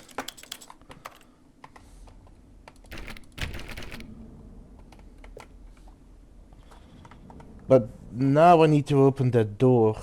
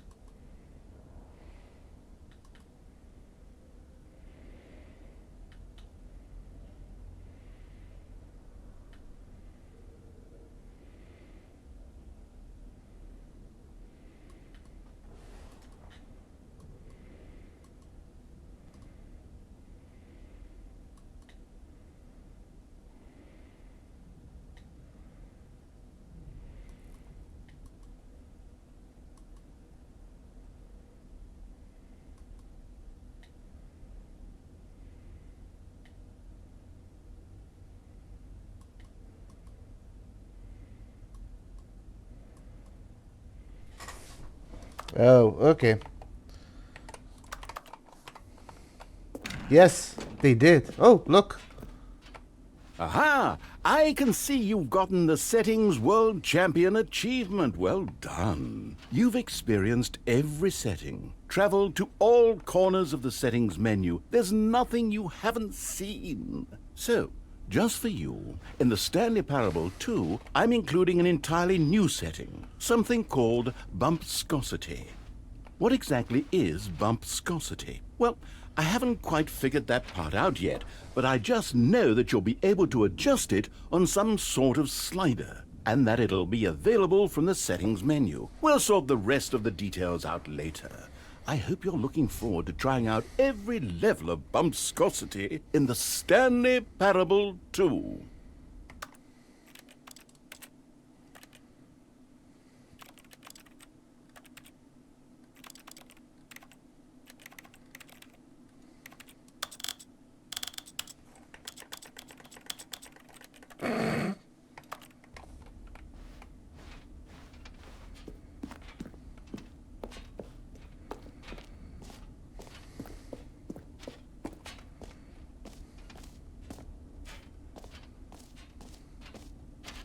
So let me take a look at the map. There should be a map here somewhere. Here.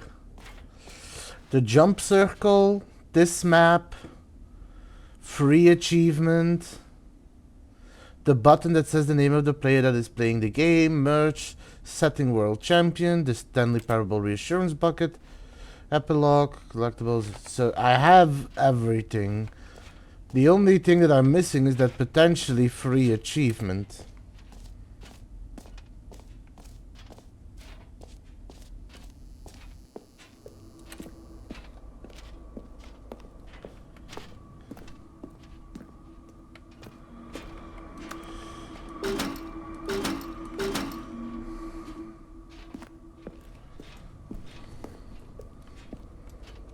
I guess now I need to exit.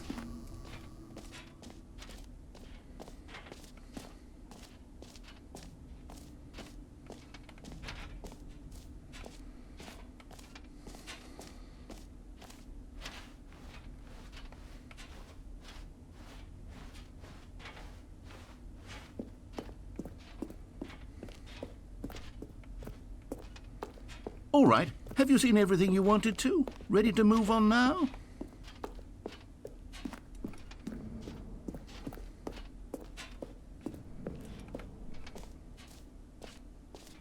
So, Stanley, what do you think? Do you like all of the new features? Yes, I know it's not exactly clear yet how exactly these features will come together as one single coherent video game, but I can feel it in my soul. It's going to work. There's definitely a good game in there somewhere. Say, let's do an experiment. I'll arrange these new features together, and we'll see whether or not it coheres into a meaningful gameplay experience. Okay. Are you ready? Here it is. I give you the Stanley Parable 2.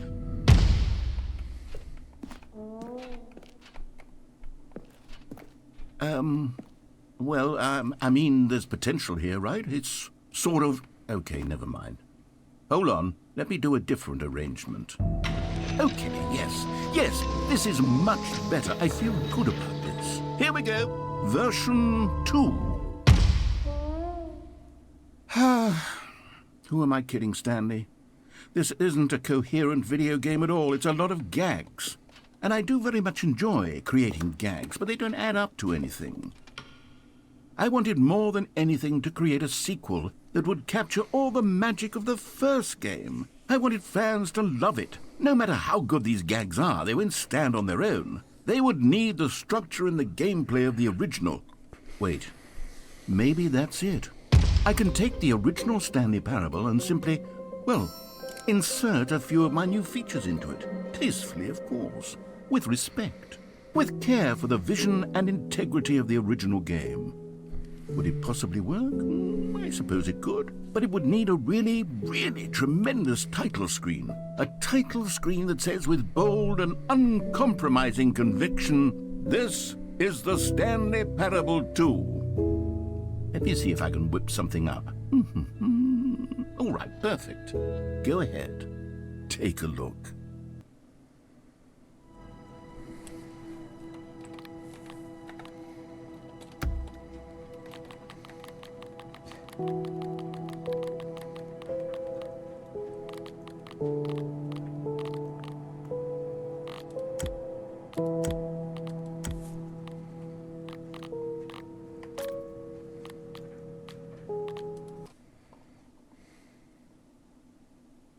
This is the story of a man named Stanley. Stanley worked for a company in a big building where he was employee number 427. It's a balloon! Employee number 427's job was simple. He sat at his desk in room 427 and he pushed buttons on a keyboard.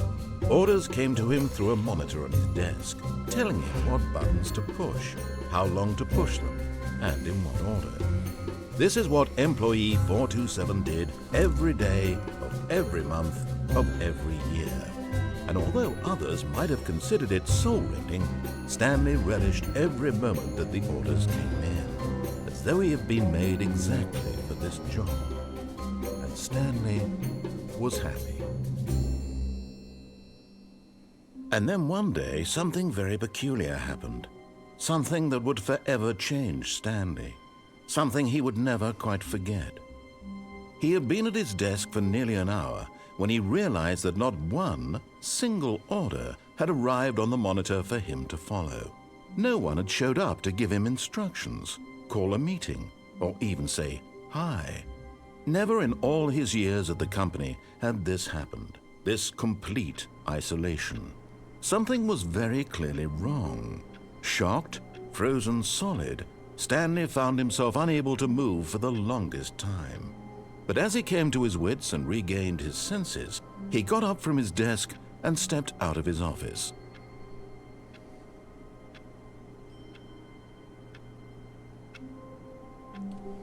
Oh, all right.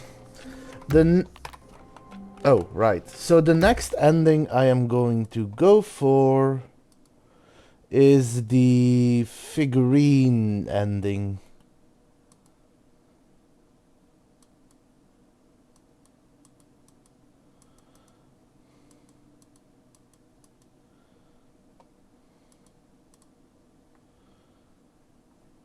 So I need to find the 6 figurines.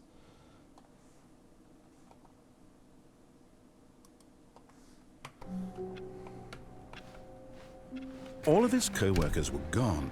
What could it mean? Stanley decided to go to the meeting room. Perhaps he had simply missed a memo.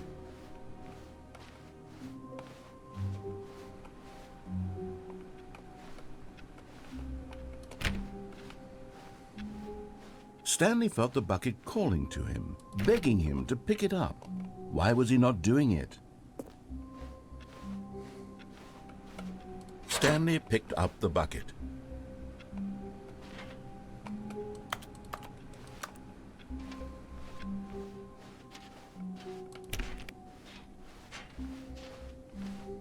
Stanley clutched the bucket tightly to his chest and entered the door on his left.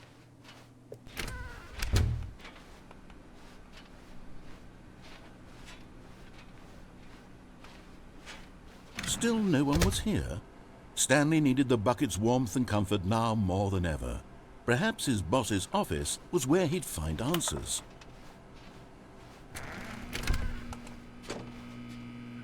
Oh, Stanley, can you feel it? The broom closet. It wants the bucket. You can feel that, can't you? The aura of jealousy? It's as clear as day. This broom closet believes it deserves the bucket. I can really feel it now. It's a bucket. It belongs in a broom closet. That's what the broom closet is trying to say here. It's supposed to go with the other cleaning supplies. Good for you, Stanley. Don't give in. Don't hand over the bucket. I know how hard it must be, given the pressure that the broom closet is putting on your shoulders right now, but you have to be strong. This is your bucket. This is your companion and lifelong friend. You can't hand it over. Oh, no.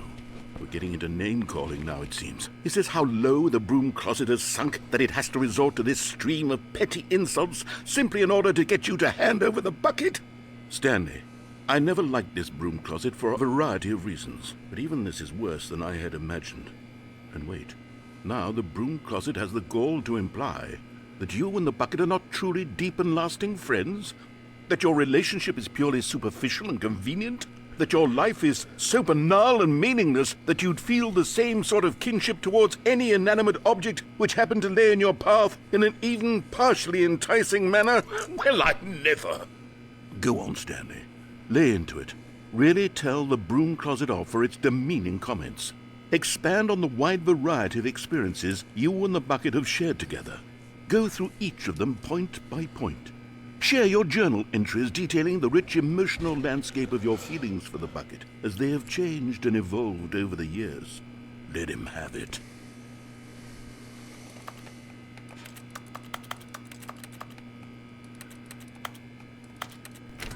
Okay, I've got you something which I think will help settle this debate once and for all. Here we go. There. Now, no more debate, no more discussion. Take a hike, broom closet, with all your meandering philosophical diatribes about the nature of cleaning supplies and their relationship to broom closets in the natural order of things. Property of Stanley. All right, I've got a second sticker back here, and I'm going to slap it on as well because I think it's appropriate. You see? I feel that it works because the sticker is also a bucket. That way, if you're ever unsure whether the thing you're holding is a bucket or not, you can look down at this sticker and say to yourself, ah, it's a bucket. There really is a wide variety of applications for this sticker. Although if you don't know what a bucket is, then you're not gonna know what's on the sticker. You know what? I could take the name-calling and the dismissal of your kinship with the bucket, but now the broom closet is just giving us the silent treatment. And to be honest, I'm sick of the pettiness on display. You can stay here all you like, but I've had it with this impetulant room of cleaning supplies. Easily the most childish such room I've ever been in. I'll see you outside, and we can get on with the story about you and your bucket.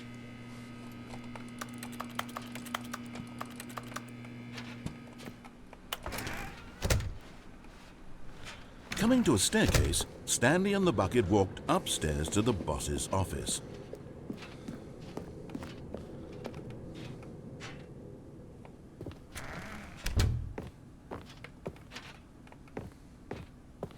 Stepping into his manager's office, Stanley was once again stunned to discover not an indication of any human life. Crushed by the weight of this revelation, Stanley may have broken down into an emotional dumpster fire if not for the soothing presence of the bucket. Even now, in his darkest of hours, did the bucket's warmth and guiding light pierce the dark clouds of confusion and chaos. It would be with him always. Emotional The support bucket. And he knew it. The two of them were inseparable. At this point, Stanley was so absorbed in the tender spiritual connection he shared with the bucket that he didn't notice the keypad behind the boss's desk. Nor in his bliss of simply being near the bucket did he have any notion that the PIN number for the keypad was 2845. But Stanley guessed the correct code by sheer luck. Was it that the bucket knew all along? Was the bucket guiding him? Yes, this is certainly the most logical explanation.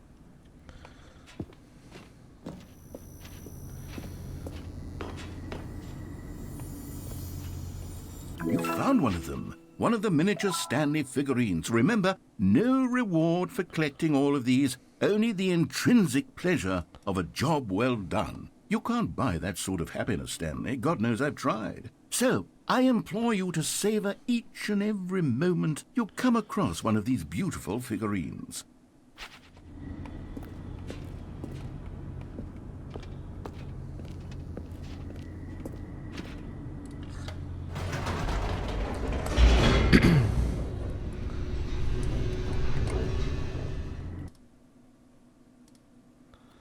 The elevator raced downward, plummeting towards an unknown fate. It would be all Stanley could do to keep himself together, if not for the bucket. Soothing him, comforting him, reassuring that in this darkest moment of uncertainty, he would be all right. The bucket is here for you, Stanley. Everything will be fine.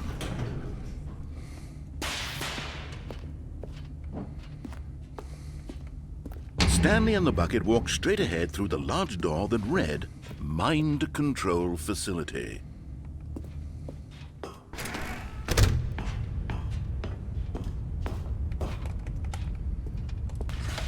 The lights rose on an enormous room packed with television screens. What horrible secret did this place hold? Stanley and the bucket both wondered to themselves.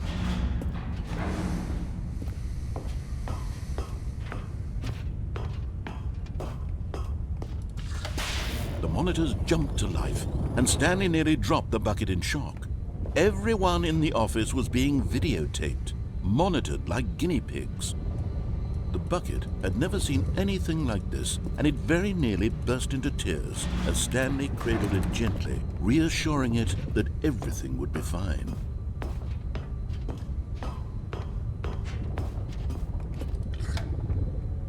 Was the bucket under the mind control facility's influence as well? Had the bucket been told to do things it didn't wish to do? What kinds of things does a bucket want to do or not want to do in the first place? These questions raced furiously in Stanley's feeble mind. No! He screamed into the bucket. He couldn't accept it. His own life in someone else's control, never! He squeezed the bucket tighter, his one friend in the entire world.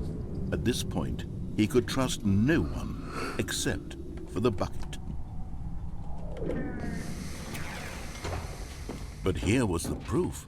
The heart of the operation. Controls labeled with emotions, happy or sad or content. Walking, eating, working, all of it monitored and commanded from this very place. And as the cold reality of his past began to sink in, Stanley decided that this machinery would never again exert its terrible power over another human life. For he and the bucket would dismantle the controls for good. Two best friends, Stanley and the bucket, up against the world. They high-fived in a really cool way, and the bucket made a sassy comment about taking down the system. So for the next ending, I need to collect the figurines. So I need to go through all of the original endings with the bucket, to get the figurines. So we're gonna start going down the new endings, which are unlocked by going to the old endings with the bucket. And no, I'm not Jim. When at last they came to the source of the room's power, Stanley and the bucket knew it was their obligation to put an What end did to the this bucket horrible say? place and to everything it stood for.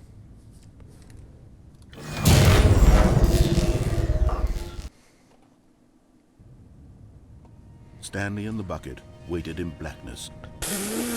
Was it over? Yes, Deeds, let's do this. Yes, they had done it. Stanley and the bucket had defeated their greatest and darkest enemy, freed themselves from the tyrannical grip of the evil mind control machine. Freedom was now mere moments away. Excitedly, the two of them began to discuss the kind of life they wanted to live once they stepped through this massive door. The bucket wanted to learn to roller skate. Stanley wanted to sneeze in every country on Earth. Both of them wanted to begin watching a movie, any movie, but then stop it halfway through and begin watching it in reverse from the end. True, it was a simple life they envisioned, but it was one they'd lived together, with one another to lean on, to trust, to support, and... What? Wait. What was happening? Why had the door stopped? Was Stanley and the bucket not about to be freed? An unbearable silence filled the room, lingering in uncertainty, until finally the truth hit Stanley square in the face. This building did not want the bucket to leave. Even the facility itself recognized the incredible calming presence of the bucket, needed the soothing warmth of the bucket, would go to any lengths not to part with the bucket. No. Stanley can't leave this place, not while he has such a precious bucket in his arms. Not while this building has anything to say about it. Stanley realized he would never again leave this very room. But at least he has the bucket. To be trapped eternally in darkness isn't really so bad, Stanley thought to himself. As long as I have my bucket with me, right? I'll be okay, won't I? Stanley gulped. Very soon now, he was about to find out.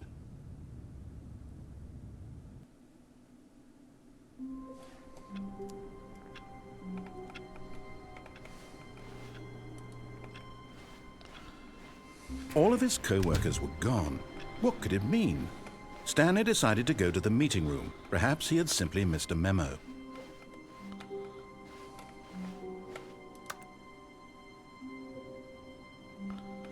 Figures finding committee in the meeting room. Stanley lifted the bucket into his arms, and a wave of comfort rushed over him.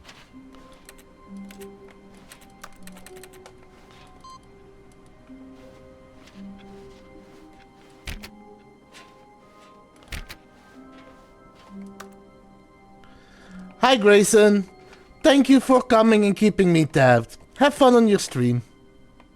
Stanley clutched the bucket tightly to his chest and entered the door on his left.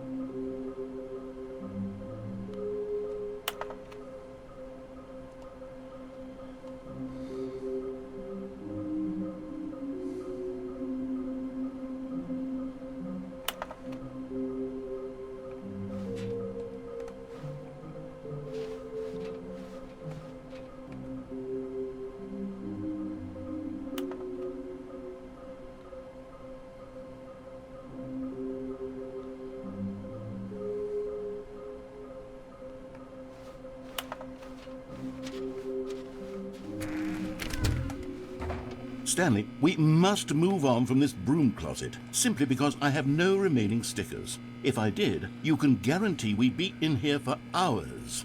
But alas, no stickers.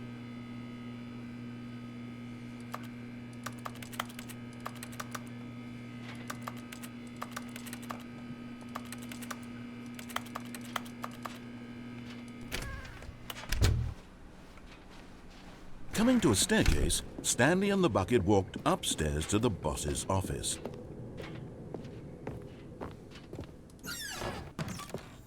Another miniature Stanley figurine. This, there really must be a snappier name for these things. What about mini-stands? Stanley figs? Or what about Stanlerines? Yes, I think I like that. Another Stanlerine under your belt.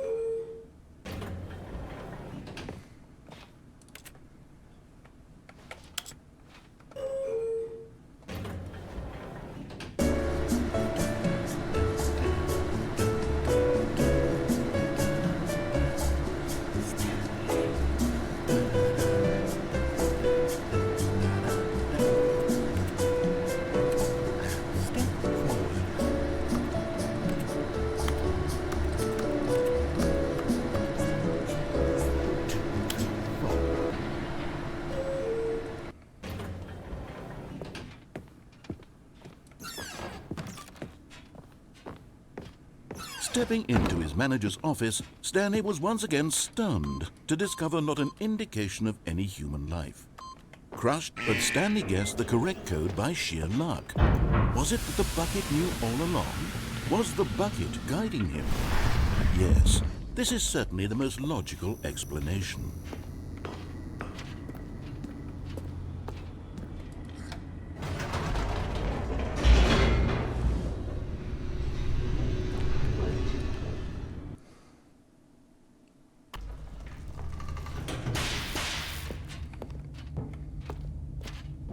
Stanley and the bucket walked straight ahead through the large door that read, Mind Control Facility.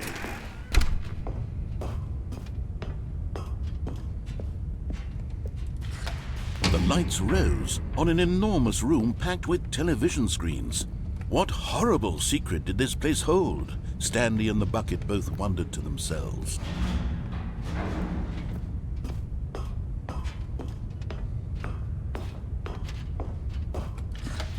The monitors jumped to life, and Stanley nearly dropped the bucket in shock. Everyone in the office was being videotaped, monitored like guinea pigs. The bucket had never seen anything like this, and it very nearly burst into tears as Stanley cradled it gently, reassuring it that everything would be fine.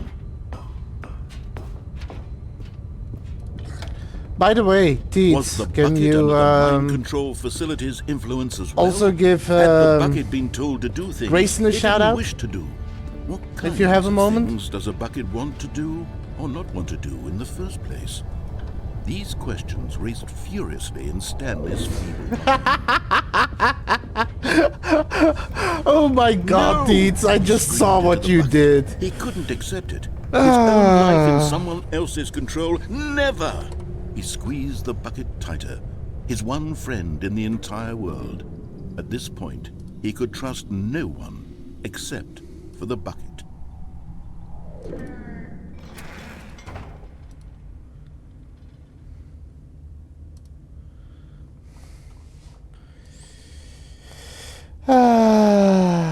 Thank you, Teets. But here was the proof. The heart of the operation. Controls labeled with emotions. Happy, or sad, or content. Walking, Don't eating, forget to working, also all do of it the slash monitored and one. commanded from this very place. And as the cold reality of his past began to sink in, Stanley decided that this machinery would never again exert its terrible power over another human life. For he and the bucket would dismantle the controls for good. Two best friends, Stanley and the bucket, up against the world. They high-fived in a really cool way, and the bucket made a sassy comment Thank you. about taking down the system. I'm watching it right now. But at the last second, the bucket jumped in and pressed the button to turn on the controls. Stanley gasped in horror. Had this been the bucket's plan all along? To take over the machine and claim the power for itself? How could the bucket have betrayed him like this? Stanley was prepared to throw the bucket away in disgust when suddenly an image appeared upon the enormous screen. Birds. Silly, silly birds. The control buttons became active again.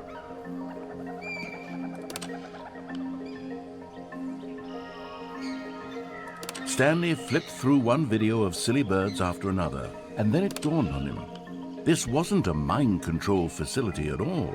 It was a facility for monitoring and surveilling silly birds all over the world. The mind controls were only a facade to disguise its true intentions. Had the bucket known this all along? Stanley marveled at the metal genius in his hands, the one who had pointed him towards this incredible discovery. Stanley and the bucket never found freedom because they spent the rest of their lives here in this place, flipping through live streams of the silliest birds imaginable. Of all the possible paths his life could have taken, this one was surely the best. And Stanley was happy.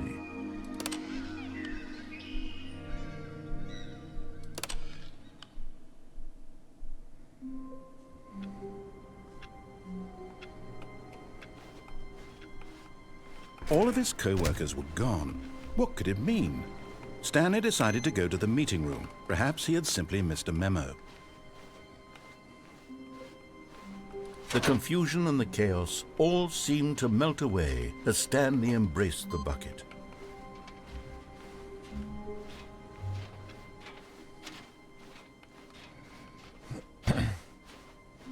Stanley clutched the bucket tightly to his chest and entered the door on his left.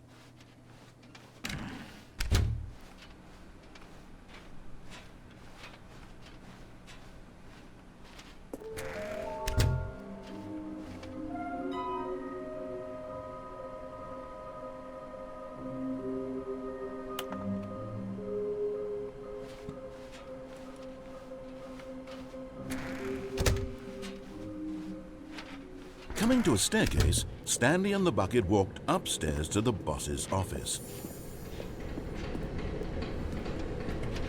Okay, I'm going back to the name of these little Stanley figurines, and now I'm torn between Stanlerines and Figlies. What do you think, Stanley?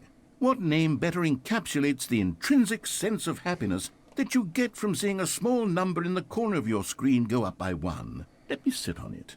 I'm sure it will come to me.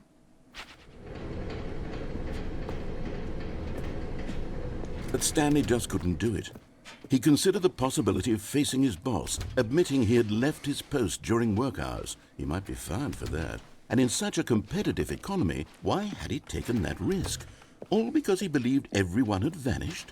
His boss would think he was crazy. And then something occurred to Stanley. Maybe, he thought to himself, maybe I am crazy. He looked down at the bucket in his arms. Am I crazy? He asked the bucket. The bucket returned his gaze, but said nothing at all. That's strange, Stanley thought. Usually the bucket is a source of guidance and wisdom for me in difficult times such as these. He held the bucket close, yet felt none of its familiar reassurance and comfort. And that's when Stanley realized, this isn't my bucket. It's just a normal, everyday bucket. Someone else's bucket, perhaps. How did I end up with someone else's bucket? This is all terribly wrong. Surely no good would come from this. Who knows what sorts of bizarre hallucinations Stanley might experience without the psychologically grounding presence of his bucket. And indeed, now he noticed that the rooms were repeating, which was, of course, very odd. And now he felt himself floating off the ground. Oh, gracious, he exclaimed. Without my bucket, I've gone truly mad. Where is it? I must find it. Far off in the distance now, he heard it, calling to him. Stanley! Stanley, it's me, the bucket. Could it truly be?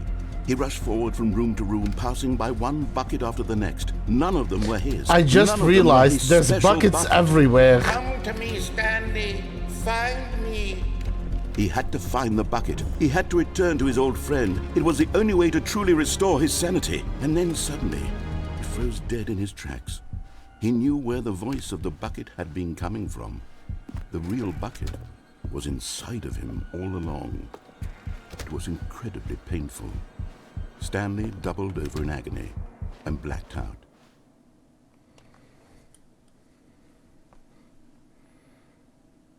This is the story of a woman named Mariella. Mariella woke up on a day like any other.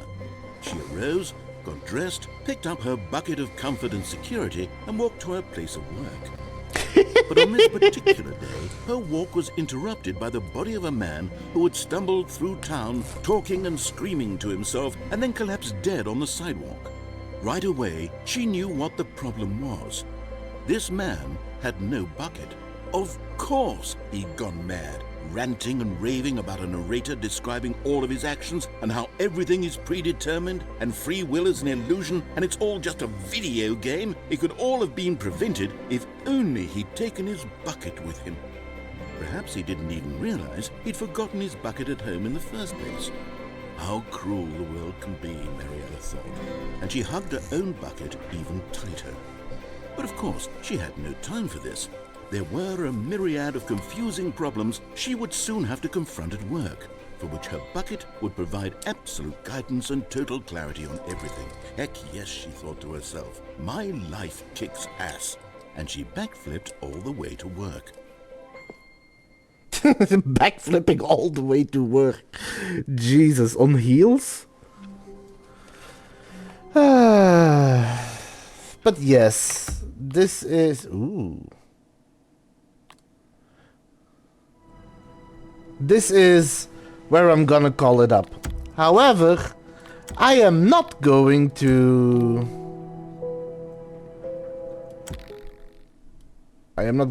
back out of the game.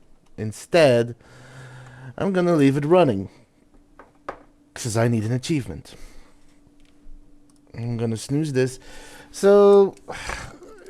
The problem is, I did back out of the menu at some point, so I don't know if I'm gonna get the 24 hours that I need. Regardless, I might get it next week. I'll do that off stream anyway.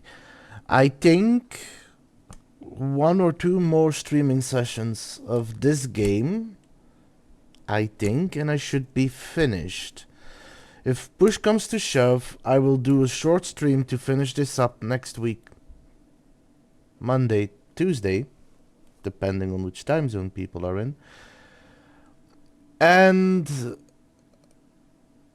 I am losing my train of thought because I am mesmerized by the screen that I'm looking.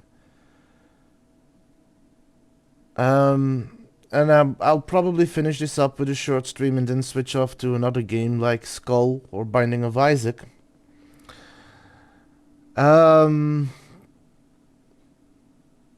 Just in case I still need to run through some endings to get them and to get the last achievements I need. Once that is done, I'm gonna switch off to Quantum Break. But basically, all I need to do is now go back through all the endings I've gone through before, because the bucket adds to it. Plus, there's a total new ending on one of the paths. Once I have that, then I need to get the figurine ending. Let me quickly check. There's the figurine ending and then the epilogue ending. And then I have gotten...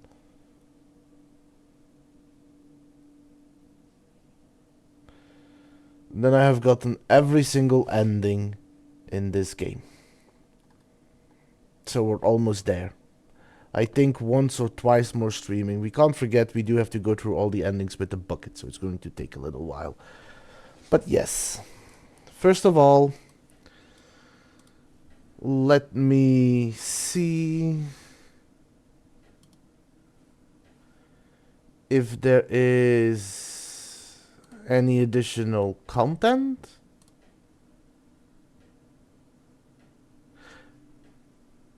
Aha, interesting. There is.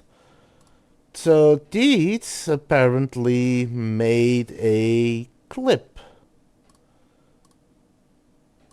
So let's have a look. This is called Ash's favorite weapon.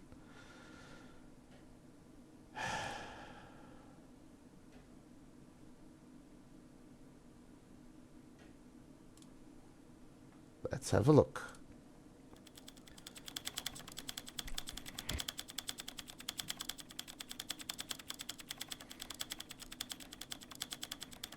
Because there is an achievement for doing something like this.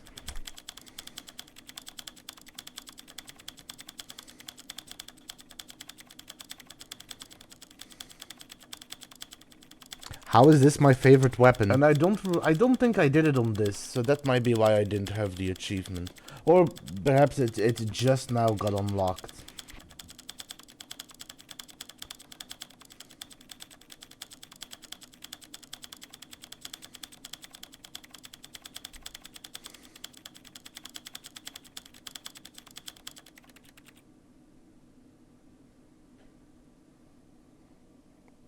I might be Jim, because I'm not getting it. I'm being completely honest with you. Is this supposed to be a dick joke?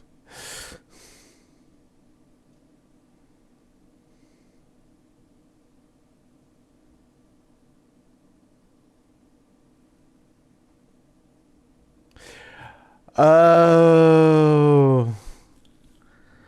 Oh. Well played, Teets. Well played. I get it. The Chicago typewriter. Right. Well played. That took me a moment. I'm gonna be honest. Oh, that's actually a good one. I gotta remember that. Well done, Teets. Well done. But for now, let me... Yeah. Today let's go say hi to voices, shall we? And with that, I wish you all a pleasant evening. Stay safe out there, Wastelanders. It's a dangerous world out there.